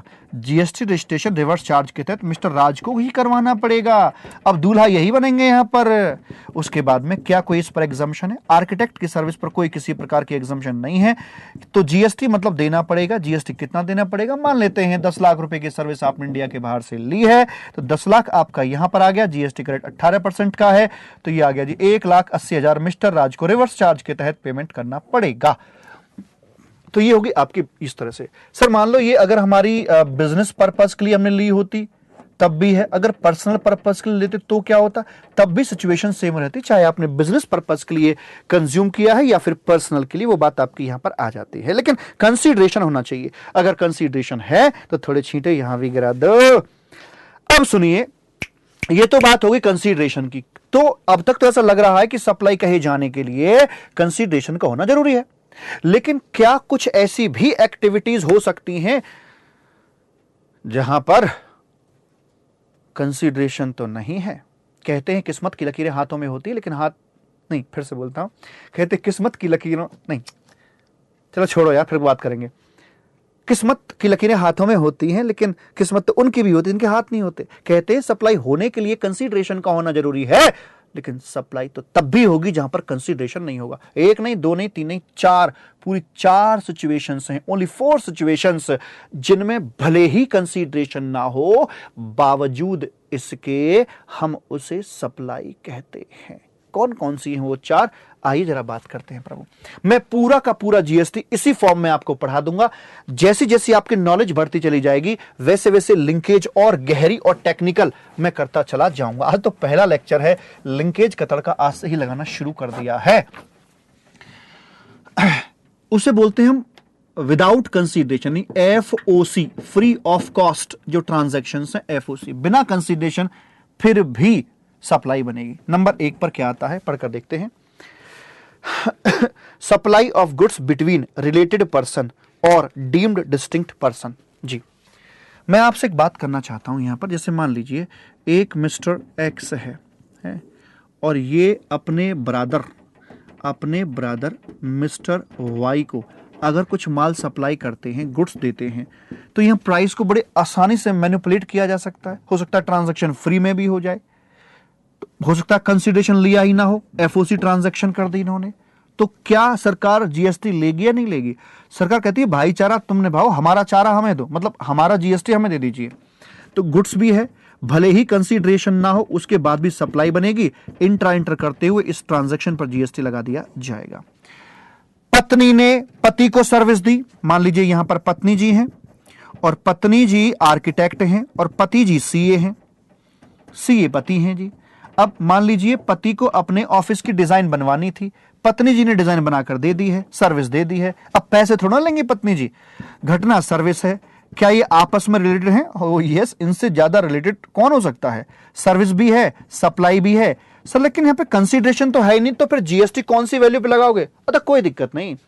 जब जब पिक्चर में कंसीडरेशन ना हो, यहां कंसीडरेशन अवेलेबल ना हो या कंसीडरेशन रिलायबल ना हो, तब वर्ल्ड वाइड 3 मेथड अप्लाई किए जाते हैं। एक कंपैरेटिव मेथड, यानी कि फेयर मार्केट वैल्यू या ओपन मार्केट प्राइस। दूसरा कंप्यूटेड मेथड, को जोड़ घटाना करेंगे, कॉस्ट कंप्यूट करेंगे, प्रॉफिट जोड़ेंगे वगैरह वगैरह, कंप्यूटेड मेथड। अगर इसका भी डेटा अवेलेबल ना हो तो best judgement. Only 3 fundamentals, 3 comparative, computed and best judgement. तो हम कंपैरेटिव वैल्यू यहां से उठा लेंगे कि भाई इतनी ही सर्विस अगर आउटसाइड मार्केट में दी जाती तो उसकी प्राइसिंग क्या होती, उसके आधार पर वैल्यूएशन करके जीएसटी निकाल दिया जाएगा। आगे शब्द आया है डीम्ड डिस्टिंक्ट। ये थोड़ा सा देखने वाला शब्द है, ये क्या मसला है मैं आपको बताऊं। पहली बात ये, नोट आपके जो जीएसटी रजिस्ट्रेशन हैं बाबू, वो आपके स्टेट वाइज हैं। कैसे हैं? स्टेट वाइज आपके रजिस्ट्रेशन से हैं। इसका मतलब दैट इज वन स्टेट में अगर आपका कारोबार है तो आपको एक रजिस्ट्रेशन की आवश्यकता पड़ेगी। अगर आपका 4 स्टेट में कारोबार है तो आपको 4 रजिस्ट्रेशन, अगर आपका 20 स्टेट में है तो आपको 20 रजिस्ट्रेशन लेने मैंडेटरी होंगे। दैट मीन एक स्टेट एक रजिस्ट्रेशन मैंडेटरी है। लेकिन अगर आपका विद इन द स्टेट अलग अलग टाइप के बिजनेस हैं, अगर विद इन द स्टेट आपके पास अलग अलग टाइप के बिजनेस हैं तो आप उनके लिए अलग अलग रजिस्ट्रेशन ले सकते हैं। जैसे ये यूपी हो गया, ये एमपी हो गया, ये आपका यहां पर बिहार हो गया, यूपी एमपी बिहार, ये आपके यहां पर 3 स्टेट रखवाए गए हैं, यूपी एमपी बिहार। ठीक है जी। अब मैं जब यूपी की आपसे बात कर रहा हूं मालिक, तो मान लीजिए मेरे यहां पर 3 बिजनेस बने हुए हैं। एक मेरा इलेक्ट्रॉनिक गुड्स का है, एक शोरूम इस लोकेशन पर, दूसरा भी इलेक्ट्रॉनिक गुड्स का मेरा शोरूम है, और एक है मेरा यहां पर रेस्टोरेंट मेरा यहां पर बना हुआ है। ठीक है, एक मेरा बिजनेस यहां पर है इलेक्ट्रॉनिक गुड्स का, एक मेरा बिजनेस यहां पर इलेक्ट्रॉनिक गुड्स का। मुझे बताइए मुझे कम से कम कितने और अधिकतम कितने रजिस्ट्रेशंस की आवश्यकता पड़ेगी? कम से कम कितने और अधिकतम कितने रजिस्ट्रेशंस की आवश्यकता पड़ेगी? सर देखो, ये मिस्टर एक्स है ना, मिस्टर एक्स के पास अपना एक ही परमानेंट अकाउंट नंबर होगा ना? हाँ। तो भाई साहब ऐसे देखिए जरा, एक ही व्यक्ति के ऐसे कारोबार हैं, तो वन स्टेट मतलब वन रजिस्ट्रेशन मैंडेटरी है। एक रजिस्ट्रेशन सर्टिफिकेट तो इसके लिए चाहिएगा, एक रजिस्ट्रेशन सर्टिफिकेट इसके लिए चाहिएगा। इसके लिए कितने चाहिएंगे? इसके लिए लॉफुली तो बाबू एक ही रजिस्ट्रेशन सर्टिफिकेट चाहिएगा, पर ऑप्शनली आप अगर चाहते हैं, ऑप्शनली अगर आप चाहते हैं तो आप इसके लिए ये बताओ कितने तरह के बिजनेस कर रहे हो। बिजनेस 2 तरह का है 3 जगह पर, लेकिन बिजनेस 2 तरह का है, इलेक्ट्रॉनिक गुड्स का और रेस्टोरेंट का। तो आप एक की बजाय यहां 2 आरसी ले सकते हो, एक इलेक्ट्रॉनिक गुड्स के लिए और एक आपके रेस्टोरेंट के लिए। सर 3 नहीं मिल सकती? नो, जितने तरह के आपके बिजनेस हैं उतनी यहां पे आरसी ले सकते हो। तो कम से कम रजिस्ट्रेशन 3 चाहिएंगे इस केस में, मतलब कम से कम 3 रजिस्ट्रेशन और अधिकतम आप यहां पर 4 रजिस्ट्रेशन ले सकते हो। अब सवाल ये उठता है, मान लीजिए अगर इनमें कोई इंटरनल ट्रीटमेंट हो, ये जितने भी आपके रजिस्ट्रेशंस हैं एक दूसरे के लिए अलग अलग ट्रीट किए जाएंगे। अर्थात अगर यहां से कुछ सामान स्टॉक ट्रांसफर किया जाता है यहां के लिए या यहां से यहां के लिए किया जाता है तो भले ही कंसीडरेशन ना हो उसके बावजूद भी इसे सप्लाई माना जाएगा। जैसे मान लेते हैं, यहां से बात को इधर लेके आते हैं, यूपी के अंदर आपकी एक इलेक्ट्रॉनिक गुड्स की दुकान है, यूपी के अंदर ही आपका एक रेस्टोरेंट है, ठीक है ना, यहां पर भी आपका एक रेस्टोरेंट है। अगर यहां से एक टेलीविजन आप यहां पर लेकर जा रहे हैं तो टेल मी प्लीज क्या होगा, ये एक ही व्यक्ति के दो हैं तो ये आपस में कहे जाएंगे डीम्ड डिस्टिंक्ट। एक ही व्यक्ति के दो अलग अलग रजिस्ट्रेशन सर्टिफिकेट हैं, इनको डीम्ड डिस्टिंक्ट बोला जाएगा। जो टेलीविजन है आपका ये गुड्स भी है, सप्लाई की डेफिनेशन में भी फॉल कर रहा है, भले ही ये ट्रांजैक्शन एफओसी हो, फ्री ऑफ कॉस्ट हो। इंट्रा या इंट्रा बन जाएगी, मतलब इस पर जीएसटी आपका लगा दिया जाएगा। सर वैल्यू तो है नहीं, कौन सी पे लगाएंगे, कंपैरेटिव वैल्यू जो भी फेयर मार्केट प्राइस है उस पे लगा दिया जाएगा। अब ध्यान दीजिएगा, ये इलेक्ट्रॉनिक गुड्स और ये इलेक्ट्रॉनिक गुड्स, यूपी का ही इलेक्ट्रॉनिक गुड्स का शोरूम और यूपी के ही दूसरे इलेक्ट्रॉनिक गुड्स के शोरूम, इन दोनों की आरसी अलग अलग थी या एक थी बाबू? इन दोनों की तो एक ही आरसी है, दो हो ही नहीं सकती इन दोनों में। अगर यहां से यहां पर टेलीविजन जाता है तो बताइए क्या यह घटना सप्लाई बनेगी? नहीं, क्योंकि यहां एक पॉकेट से दूसरी पॉकेट में जा रहा है, यह डीम्ड डिस्टिंक्ट है ही नहीं। राधा रानी ने कहा, हे कृष्ण तुमने प्यार किया मुझसे और शादी करी रुक्मणी से, ऐसा क्यों? तो भगवान कृष्ण ने कहा कि हे राधे, शादी के लिए 2 पर्सन की आवश्यकता होती है, तो राधे तुम ही बताओ हम में दूसरा कौन है? अर्थात कृष्ण ही राधे है, राधे ही कृष्ण है। बोलो राधे राधे। समझ में आ गई बात? तो दोनों एक ही हैं, एक ही है तो कोई ट्रांजैक्शन कंस्टिट्यूट हो ही नहीं सकती। तो लेकिन अगर बात ऐसी हो कि जैसे मान लीजिए ये वाला यूपी का है, ये वाला यूपी का और एमपी वाले को भेजे तो इसकी रजिस्ट्रेशन अलग है, इसकी रजिस्ट्रेशन अलग है। अगर इनमें ट्रांजैक्शन होगी तो निश्चित तौर पर वहां आपका जीएसटी लगा दिया जाएगा। तो सर क्या सामने वाले को आईटीसी मिलेगा? हाँ बिल्कुल, ऑब्वियस सी बात है।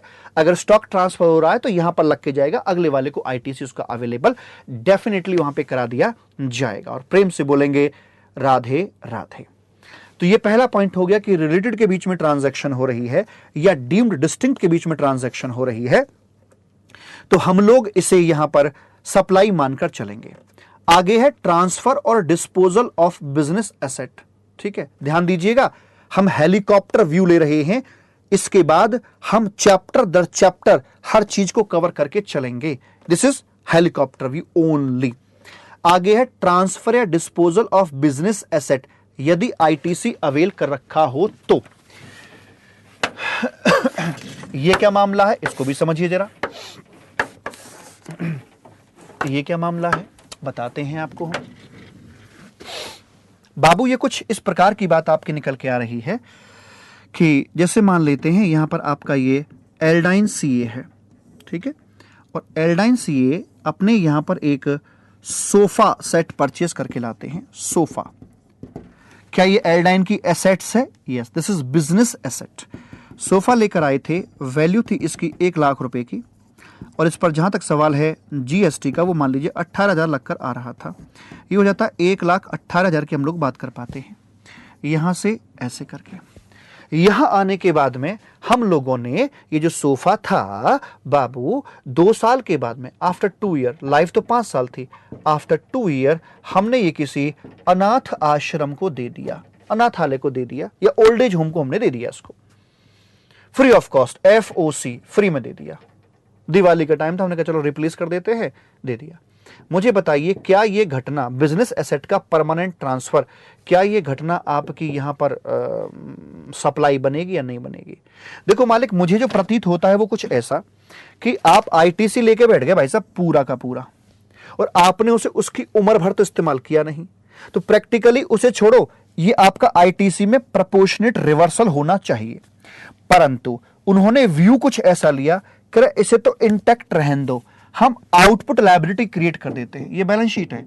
एक तो चीज होती है कि आईटीसी को रिड्यूस कर दो, या दूसरा फंडा ये होता है कि आईटीसी को तो ज्यों का त्यों रहने दो, आप कोरस्पॉन्डिंगली जितना आईटीसी रिड्यूस करना चाहते हो उतने के बराबर की एक लायबिलिटी क्रिएट कर दो, बात तो भी निकल के आएगी। तो इन्होंने घटाने के बजाय उतने की आउटपुट लायबिलिटी क्रिएट करना चाहते थे, इसलिए इस गुड्स को इन्होंने यहां पर आकर सप्लाई बना दिया और इस घटना पर जीएसटी ले लिया। सर फ्री में दिया है, कोई बात नहीं, कंपैरेटिव प्राइस ले लेंगे, ओपन मार्केट वैल्यू आ जाएगी वो ले लेंगे। छठे बॉक्स में वैल्यूएशन होता है ना, जाके आपका वहां से ओपन मार्केट वैल्यू उठा लेंगे और इस पर जीएसटी निकाल देंगे। मान लो जीएसटी निकल के आ रहा है आपका 8,000 रुपए का, तो क्या करोगे, 8,000 का जीएसटी पेमेंट करने के लिए आप यहां पर 8,000 रुपए का आईटीसी इस्तेमाल करोगे। तो प्रैक्टिकली देखा जाए तो प्रोपोर्शनेट आईटीसी का रिवर्सल इस प्रकार से इन्होंने यहां पर आकर करवा दिया है। आई होप ये बात आपको समझ में आ गई होगी। सर मान लीजिए अगर हम कोई इस पे आईटीसी क्लेम ही ना करते, हमें पहले से पता था कि भाई इसको ओल्ड एज होम को देना है कुछ यूज करने के बाद, अगर आपने आईटीसी लिया ही नहीं तो हमें भी कोई खुंदक नहीं है, इसको जबरदस्ती आउटपुट लायबिलिटी क्रिएट नहीं करेंगे, और आउटपुट लायबिलिटी क्रिएट नहीं करनी है तो हम इसे सप्लाई भी नहीं बनाएंगे। यानी कि बिजनेस एसेट का परमानेंट ट्रांसफर जो एफओसी हुआ है वो सप्लाई सिर्फ तभी बनेगा जब आईटीसी ले रखा हो। प्रॉब्लम आईटीसी से थी और उसका सॉल्यूशन आउटवर्ड सप्लाई क्रिएट करके उन्होंने ऐसे निकाल दिया। तो अल्टीमेटली हुआ क्या, जस्ट रिवर्सल ऑफ आईटीसी। आगे बात करते हैं import of services by a person related. अगर फ्री में कोई सर्विस इंपोर्ट करी जाती है, चाहे वो बिजनेस पर्पस के लिए करी जाती है, उसको भी यहां पर सप्लाई बना दिया गया है। और आगे बात करते हैं एजेंसी एक्टिविटीज। एजेंसी एक्टिविटी में क्या आता है बाबू, एजेंसी एक्टिविटी में यह आता है कि मान लीजिए यहां पर है HCL और इनका सामने है कंसाइनमेंट एजेंट। तो कंसाइनमेंट एजेंट को माल बेचा जाता है कि भेजा जाता है बाबू, भेजा जाता है, ट्रांसफर किया जाता है। तो ट्रांसफर, अब यहां तो गुड्स का प्राइस नहीं ले रहे ना, ये अपना कमीशन लेगा और माल बेचने के बाद जो भी आएगा उसका कंसिडरेशन यहां पर आ जाएगा। तो इस घटना को हम कैसे हैंडल करेंगे, क्या ये भी सप्लाई है? जी हां, एजेंसी एक्टिविटीज भले ही एफओसी हो रही है, ये गुड्स है, यहां पर इसको भी सप्लाई बना दिया गया और इस घटना पर जीएसटी लगा दिया जाएगा। सर क्रेडिट मिलेगा? यस, क्रेडिट आगे चल के मिल जाएगा। ये तो हो गया सेलिंग एजेंट। इसके जो बाइंग एजेंट होते हैं, जो पीछे से माल खरीद रहा है जिसके थ्रू, ये इसका बाइंग एजेंट है। बाइंग एजेंट माल खरीद कर बेचेगा कि भेजेगा? भेजेगा, मतलब ट्रांसफर करेगा। इस घटना को भी इन्होंने यहां पर आकर सप्लाई का नाम दे दिया है, इसे भी सप्लाई माना जाएगा और जीएसटी लगाया जाएगा और अकॉर्डिंगली यहां पर आकर ये अपनी किताबों में क्रेडिट ले लेगा। तो ये तो बात रही बाबू आपकी। हम इसे ना शॉर्ट में बोलते हैं आरबीआई की एजेंसी।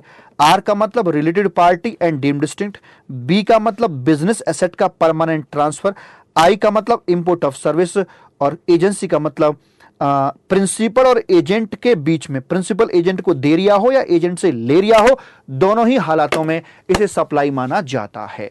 तो नॉर्मली लेफ्ट हैंड साइड पर ABC test plus import of service for consideration, point to be noted, import of service consideration के साथ में है तो वो आपकी बनेगी यहां पर। लेकिन अगर उसमें कंसीडरेशन नहीं है और वो रिलेटेड पार्टी से आई है, रिलेटेड पार्टी से आई है, वो तब यहां पर आकर इस तरह से बन जाती। दोनों पॉइंट को कंपेयर करके आप देख सकते हैं। अगला पॉइंट आता है इसमें साहब कि ये तो पता लग गया कि क्या सप्लाई है और क्या नहीं है, पर ये तो बता दो रस सप्लाई किसकी है, गुड्स की या सर्विस की? पॉइंट देखिए क्या कह रहा है। हम इस बॉक्स का बी पार्ट पढ़ने के लिए जा रहे हैं। बी पार्ट में आके वो क्या कह रहा है आपसे कि ठीक है भाई साहब, ये तो मुझे पता लग गया कि सप्लाई है। अब इसके आगे एक बात और बता दो, किसकी? ऑफ गुड्स की है या फिर वो सर्विस की है? मैं आपसे सवाल पूछूं, मैं आपको एक कीवर्ड दे रहा हूं, ओनरशिप। ओनरशिप अगर ट्रांसफर हो रही हो तो गुड्स की सप्लाई बनती है, और अगर ओनरशिप ट्रांसफर ना हो रही हो तो फिर वो आपकी बनती है सप्लाई ऑफ सर्विस। कैसे? देखो साहब मेरे, मैं एक गुड्स अपना बेच देता हूं, अभिषेक कैच करना, मैं एक गुड्स यहां से बेच देता हूं, कैच किया रे, बेच दिया, ओनरशिप गई। ये क्या था, सप्लाई ऑफ गुड्स या supply of service? Sir supply of goods, retake, catch किया रे। अब इस बार मैंने अपने गुड्स को किराए पर दिया है, तो किराए पर देने से क्या ओनरशिप ट्रांसफर होती है? नहीं होती। अब क्या था ये? This is supply of service. तो दोनों ही केस में गुड्स का मूवमेंट है, एक में ओनरशिप गई, एक में नहीं गई। ओनरशिप गई तो सप्लाई ऑफ गुड्स, ओनरशिप नहीं गई तो सप्लाई ऑफ सर्विस है। ठीक है। हायर परचेज ट्रांजैक्शन पे अगर मैं कोई चीज बेचता हूं तो ये लीजिए, हायर परचेज ट्रांजैक्शन पे माल गया, तो मतलब इसमें पता है कि आखिरी इंस्टॉलमेंट का पेमेंट होने के बाद ऑटोमेटिकली ओनरशिप ट्रांसफर हो जानी है। तो आज में से क्या बोलूं, सप्लाई ऑफ गुड्स या सप्लाई ऑफ सर्विस? आज इसको बोला जाएगा सप्लाई ऑफ गुड्स के नाम से जानकर चलेंगे, क्योंकि ओनरशिप इसमें ट्रांसफर हो जाएगी। लीज पर, फाइनेंशियल लीज, ऑपरेटिंग लीज, तो ऑपरेटिंग लीज ऑब्वियस सी बात है यार, सप्लाई ऑफ सर्विस है। But what about financial lease? Sir financial lease के अंदर ऑप्शन होता है एट द एंड, ऑप्शन होता है कि आप इसे खरीदोगे नहीं खरीदोगे। इनिशियली ये चीज क्लियर नहीं होती कि ओनरशिप ट्रांसफर होनी है या नहीं होनी, ओनरशिप ट्रांसफर होनी है नहीं होनी ये क्लियर नहीं होता, इसलिए फाइनेंशियल लीज को भी बोलते हैं सप्लाई ऑफ सर्विस। लीज कैसी भी हो सप्लाई ऑफ सर्विस के अंदर आ जाएगी। मान लीजिए बाबू में अपनी दुकान है और मैं अपनी दुकान बंद कर देता हूं। दुकान बंद करने के बाद जो भी दुकान में स्टॉक होगा उसे मैं घर लेकर आ जाऊंगा। तो ये जो स्टॉक जिसे मैं घर लेकर आ गया हूं ये क्या है, सप्लाई ऑफ गुड्स या सप्लाई ऑफ सर्विस? इससे बोला जाएगा sir ji supply of goods के नाम से जानकर हम चलेंगे। वही बात आपकी यहां पर दे रखी है, आप देख सकते हैं कि सेल, ओनरशिप वगैरह, और ये आगे है transfer of right. Transfer of right मतलब financial lease, right to use का मतलब ऑपरेटिंग लीज, ये सर्विस है। आगे बात करते हैं इमूवेबल प्रॉपर्टी की। इमूवेबल प्रॉपर्टी के अंदर दो प्रकार की बातें आपसे करी जाती हैं। क्या क्या? एक होती है इमूवेबल प्रॉपर्टी में लैंड होती है और एक होती है आपकी बिल्डिंग। क्या लैंड की सेल करना, जमीन को बेचना ये क्या है? इस बात को आप पार्ट सी यानी अगले पार्ट में पढ़ने वाले हैं। ये सप्लाई ही नहीं बनती है, जमीन बेच दी सप्लाई ही नहीं बनेगी, इसलिए इस पर जीएसटी की कोई बात नहीं होगी। लेकिन वही जमीन अगर किराए पर दे दी, रेंटिंग कर दी है, तो ये बन जाएगी आपकी, कॉमन सेंस की बातें हैं, सप्लाई बन जाएगी। किसकी सप्लाई बन जाएगी बाबू? ये आपकी सर्विस की सप्लाई बना दी जाएगी और जीएसटी लग जाएगा। जहां तक सवाल है बिल्डिंग का, तो बिल्डिंग में भी दो बातें हो सकती हैं। आप इसे रेंट आउट कर रहे हो, अगर रेंटिंग कर रहे हो तो ये बनेगी आपकी सप्लाई ऑफ सर्विस, क्योंकि इमूवेबल प्रॉपर्टी है, गुड्स तो हो ही नहीं सकती। लेकिन अगर आप इसे सेल कर रहे हो तो इसमें दो बातें आ जाती हैं, एक बात यहां एक बात यहां। कैसे? अगर आपने इसको कंप्लीट करके बेचा है, कंप्लीटेड बिल्डिंग बेची है, कंप्लीशन के बाद सौदा किया है, तो फिर तो ये ना तो फिर तो pure sale of immovable property है, फिर तो ये सप्लाई ही नहीं बनेगी, नो क्वेश्चन ऑफ जीएसटी। पर अगर आपने अंडर कंस्ट्रक्शन प्रॉपर्टी को बेच दिया है, पर अगर आपने अंडर कंस्ट्रक्शन प्रॉपर्टी को बेच दिया है तो फिर इसे कहा जाता है डीम्ड सर्विस। डीम्ड सर्विस इसलिए कहा गया ताकि इतना बड़ा जो एरिया है रियल एस्टेट का, हजारों करोड़ लाखों करोड़ का जो एरिया है, उसे जीएसटी के दायरे में ला सकें। अंडर कंस्ट्रक्शन से मतलब क्या है? इससे मतलब है कि मान लीजिए यहां पर आपकी ये प्रॉपर्टी बनाई जा रही है, इसमें लेट सपोज कंप्लीशन इसका यहां पर होना है, तो 10% पेमेंट यहां, 20% यहां, 30% यहां आ गई, 40% यहां आ गई। This is called under construction property की सेल किश्तों में हो गई है, तो इसको कहा जाएगा डीम्ड सर्विस के रूप में देख के चलेंगे। और जो मान लो पूरी की वैल्यू 2 करोड़ रुपए थी जो किश्तों में गया, तो 2 करोड़ रुपया आपका जीएसटी के दायरे में आएगा। उसके बाद अगर मान लीजिए मैं केस ऐसा बनाऊं कि यहां प्रॉपर्टी आपकी कंप्लीट हो रही है, सारा का सारा पहला पैसा पहले आ गया, 10 यहां पर, 20 यहां पर, 30 यहां पर, 40 यहां पर, पूरा पैसा ऐसे आ जाता है। This is also sale of under construction property, ये भी जीएसटी के दायरे में आ जाएगा। अगर मैं ऐसे बेचूं बाबू कि यहां ऐसे ऐसे करके आया, यहां कंप्लीशन हो गया और सारी पेमेंट यहां आई है, this is not a sale of under construction property, ये कंस्ट्रक्टेड प्रॉपर्टी की सेल हुई है। इसलिए इस घटना को हम यहां पर सप्लाई ही नहीं बोलेंगे, बिकॉज ये कंप्लीटेड बिल्डिंग है। सिंपल वर्डिंग्स में लैंड अगर रेंटिंग है सर्विस है, सेल है कुछ नहीं है। बिल्डिंग रेंट पर है सर्विस है, सेल है दो बातें, कंप्लीट है कुछ नहीं है, अंडर कंस्ट्रक्शन डीम्ड सर्विस है। राधे राधे बोलना पड़ेगा अब तो आपको।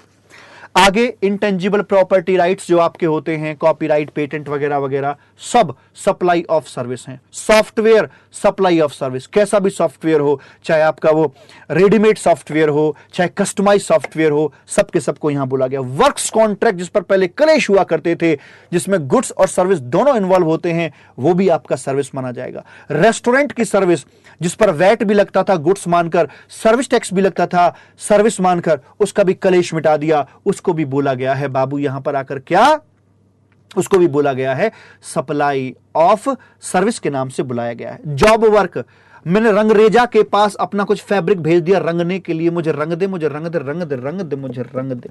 जॉब वर्कर की बात बताता हूं। आइए, अगर मैं कोई गुड्स एक रंगरेजा एक जॉब वर्कर के पास भेज देता हूं तो मुझे बताइए ट्रांजैक्शन को कैसे कैसे हैंडल करेंगे आप, बताते हैं, सुनिए।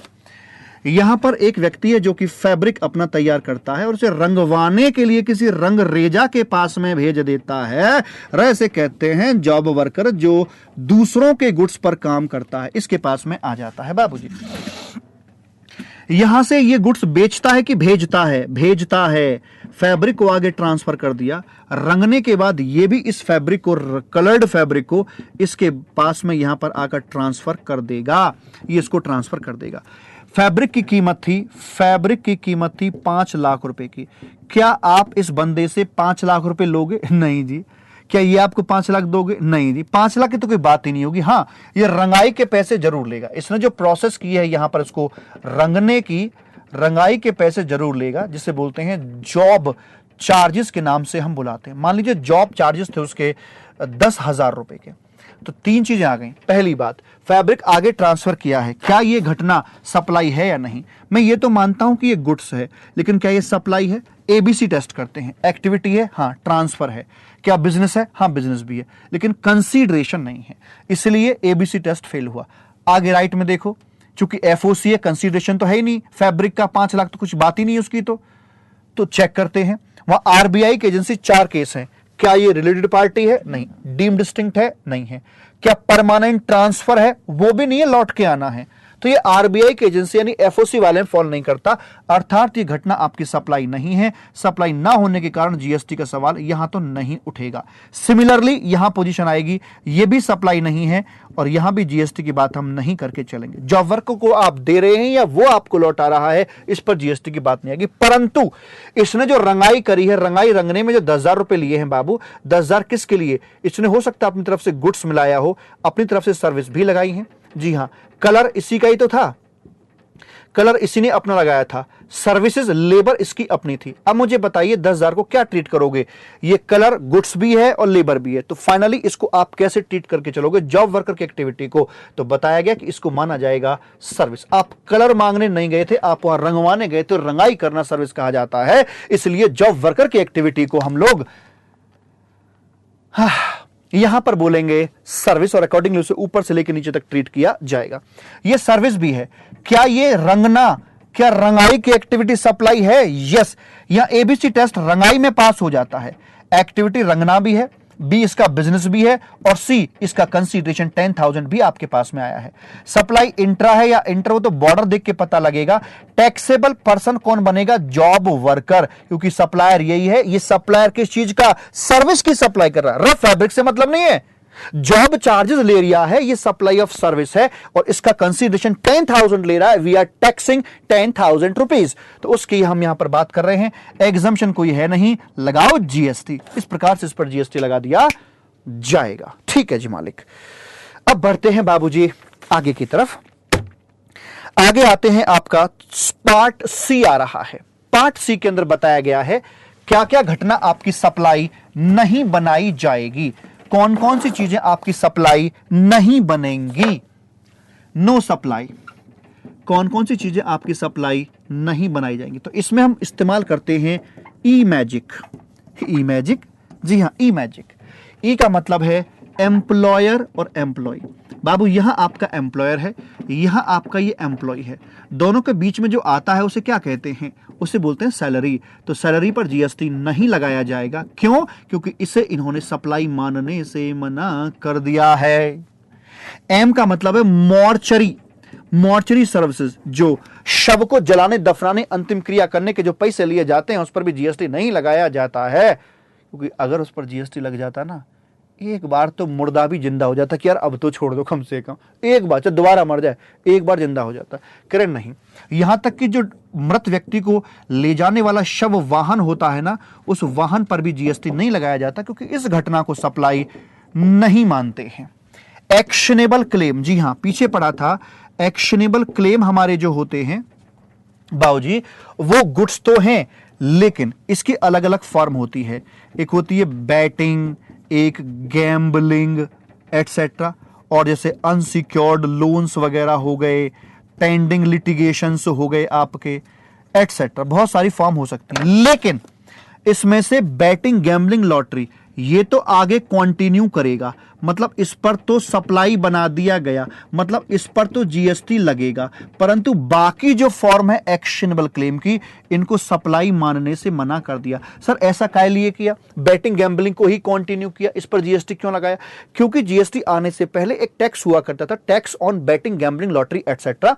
सरकार ने उस टैक्स को खत्म करके जीएसटी में सब्स्यूम्ड किया। स्टेट ने कहा भाई साहब हमारा वो वाला रेवेन्यू तुमने मरवा दिया बिना बात का, वो वाला रेवेन्यू हमें चाहिए। इस कारण से इन्होंने पूरा ड्रामा रचा, एक्शनेबल क्लेम की परिभाषा डाली, बैटिंग गैम्बलिंग उसके अंदर फॉल कराया, बाकी को बाहर निकाल दिया, जो जरूरी था वो यहां आ गया, ताकि स्टेट का जो अपना पुराना रेवेन्यू था, बैटिंग गैम्बलिंग लॉटरी का टैक्स था, वो उनको जीएसटी के रूप में मिल सके, इसलिए यहां पर ऐसा किया गया।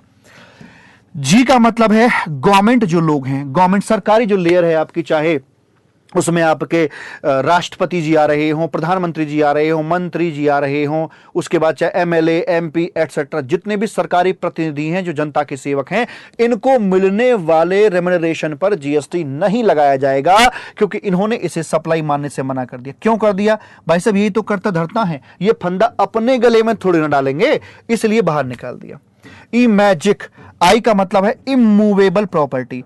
इमूवेबल प्रॉपर्टी का मैंने अभी आपको बताया था, लैंड बेची है तो वो सप्लाई नहीं बनेगी, कंप्लीट बिल्डिंग बेची है सप्लाई नहीं बनेगी, अंडर कंस्ट्रक्शन प्रॉपर्टी बेची है तो सप्लाई आपकी बना दी जाएगी।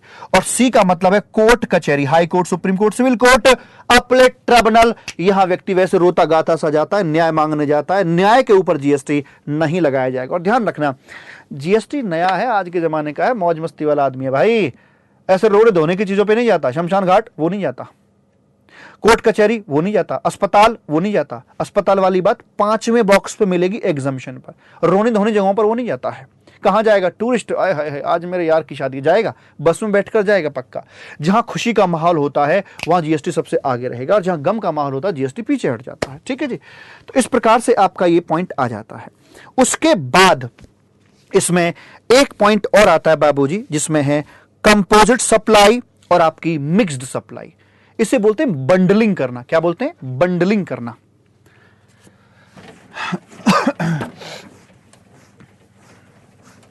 बंडलिंग करना, इसमें आती है आपकी बंडलिंग।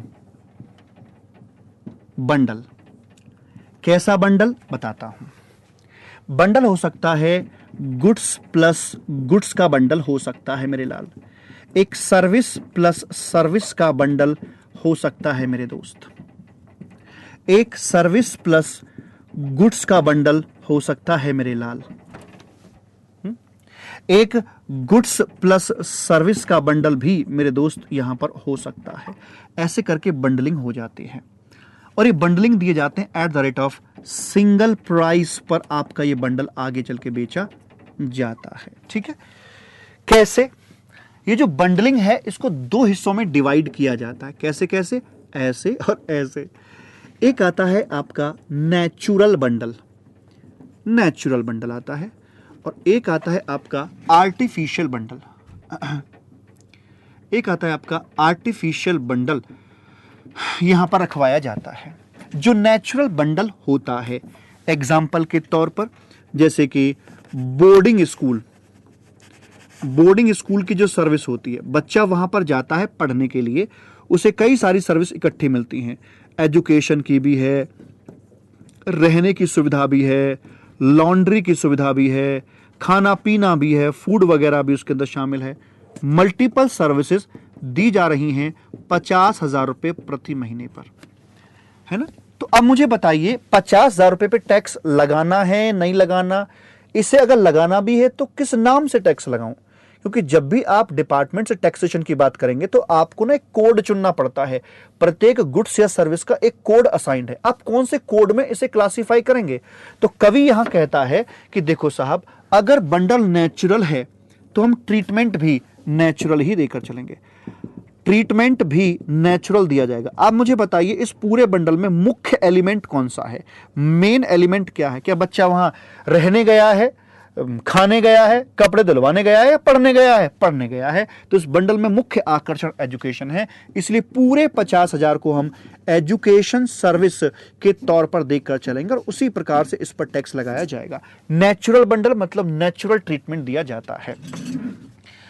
उसके बाद आर्टिफिशियल बंडल क्या, अब दिवाली अभी पीछे गई है, आपने देखा होगा दिवाली पर क्या होता है, टोकरियां बनाई जाती हैं जिसमें कुछ ड्राई फ्रूट्स भी होते हैं, जिसमें कोक भी रखी होती है, जिसके अंदर बिस्किट भी होते हैं, सोन पापड़ी भी होती है, इसे कोई नहीं खाता, दूसरे घर ही भेजते रहते हैं, रियल जूस भी होता है 2 डिब्बी, ऐसे करके होते हैं।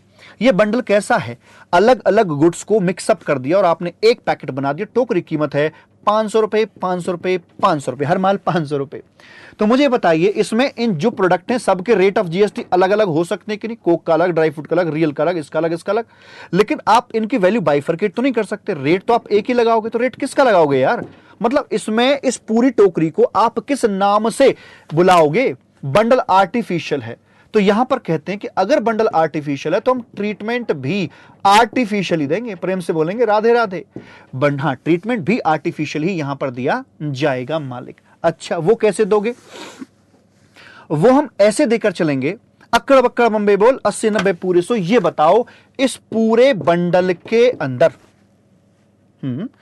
इस पूरे बंडल के अंदर, इस पूरे बंडल के अंदर जो आपका सबसे ज्यादा जीएसटी रेट रखने वाला प्रोडक्ट कौन सा है। मान लो ये है 28% वाला, तो ठीक है, हम पूरे के पूरे को कोक के अंदर क्लासिफाई कर देंगे, जैसे कि ये कोल्ड ड्रिंक यहां पर दी जा रही है और इसको 28% के रेट पर लगा दिया जाएगा। प्रेम से बोलेंगे राधे राधे। तो इस प्रकार से यहां पर आकर ये आपका बॉक्स नंबर 2 खत्म हो जाता है। 9 बॉक्स इसके अंदर आपके मौजूद हैं, जिसमें बॉक्स नंबर 2 मैंने आपका बाबू यहां पर समाप्त कर दिया है। गुड्स या सर्विस पहचान लिया, क्या सप्लाई है क्या नहीं है तो किसकी है वो भी हमने देख लिया। अब ये बताओ सप्लाई तो है पर नेचर क्या है उसका।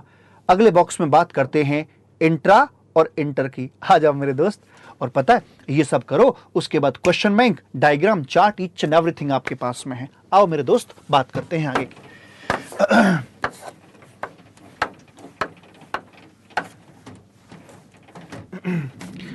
अब बात हो रही है इंट्रा या इंटर। ये तो बड़ा आसान है, पहले भी मैं आपसे बात कर चुका हूं, इंट्रा या इंटर।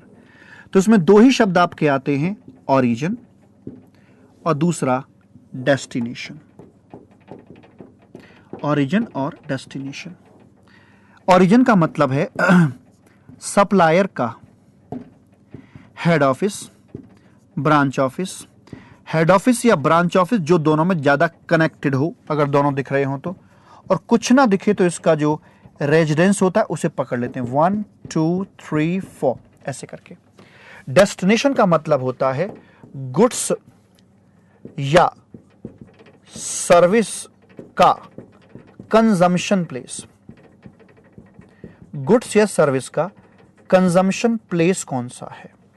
इनके बीच में अगर बॉर्डर आ जाता है फिर तो सिचुएशन बनती है आपकी इंटर, और अगर बॉर्डर नहीं आता है, नो बॉर्डर, तो बाबू आपकी सिचुएशन बन जाती है इंट्रा करके। जैसे मान लीजिए ओरली क्वेश्चन पूछता हूं, दिल्ली का एक चार्टर्ड अकाउंटेंट है, हरियाणा में जाकर ऑडिट करता है।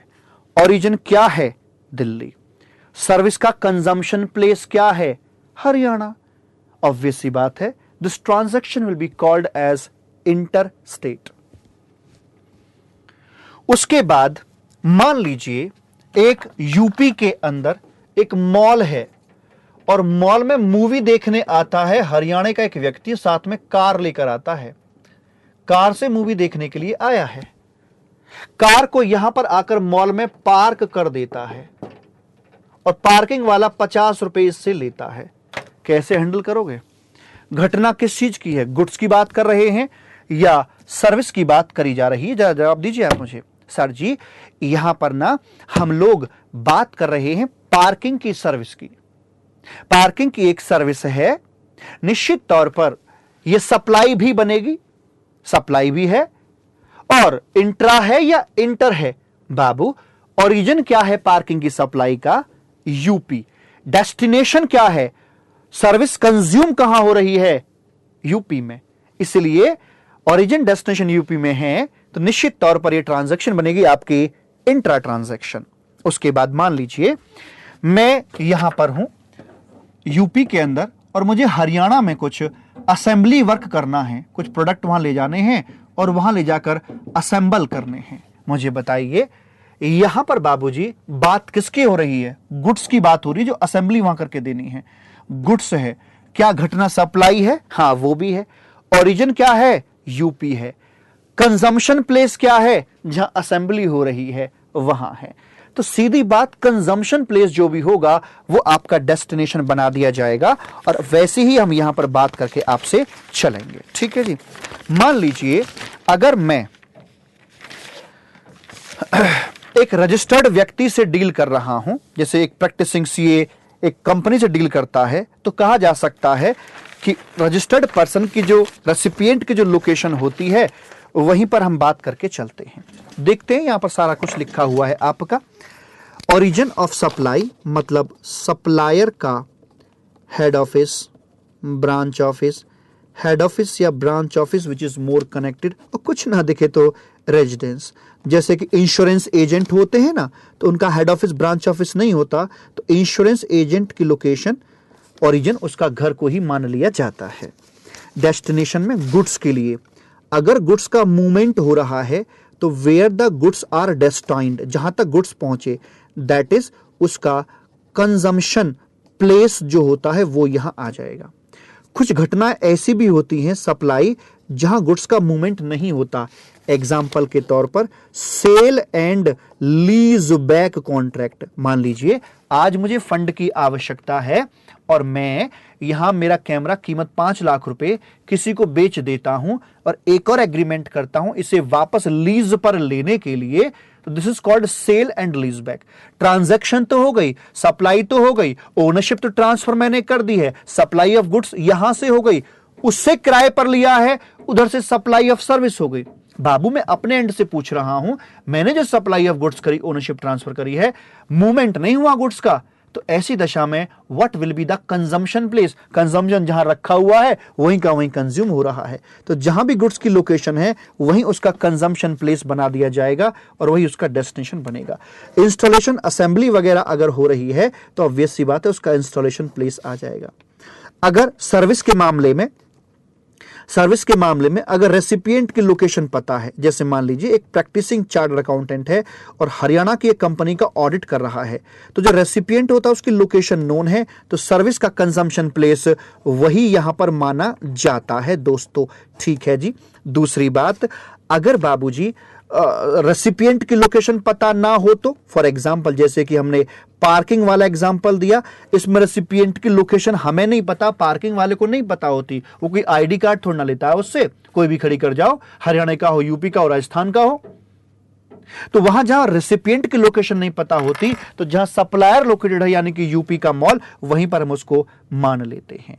तो इस प्रकार की बातें इंट्रा और इंटर में हमारी होती हैं। बाकी बातें चैप्टर के साथ करके चलेंगे हम लोग। अभी मैं क्या दे रहा हूं? माइंड सेट, एक ढांचा बता रहा हूं कि जीएसटी मूव कैसे करेगा, ताकि जब चैप्टर पढ़ें बाबूजी तो वहां पर हम लोगों को कोई किसी प्रकार की परेशानी ना हो, हमको पता हो क्या पढ़ चुके हैं, क्या पढ़ने वाले हैं, इसके बाद क्या आएगा, और हर एक ट्रांजैक्शन को हम लिंक कर सकें। इसलिए मैं आपको यहां पर हेलीकॉप्टर व्यू देके चल रहा हूं। 3 गेट आपके हो चुके हैं। चौथा आएगा टैक्सेबल पर्सन का, 5वां आएगा एग्जम्पशन का। एग्जम्पशन तक देखने के बाद फिर डिसाइड करेंगे कि जीएसटी लग रहा है कि नहीं लग रहा। अगर 5 में से किसी एक से बाहर निकल गया, नो जीएसटी, और अगर बाहर नहीं निकलता तो जीएसटी लगा दिया जाएगा। लगना है तो फिर अगला आएगा कंप्यूटेशन, बता मेरे राजा कितना लगा।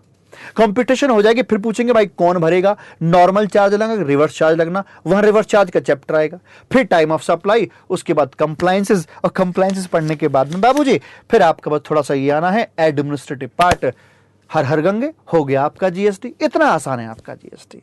ठीक है, तो चलो आज मैं आपसे यहीं पर विदा लूंगा। होप ये आपको सेशन पसंद आया होगा, मुझे बताइएगा जरूर।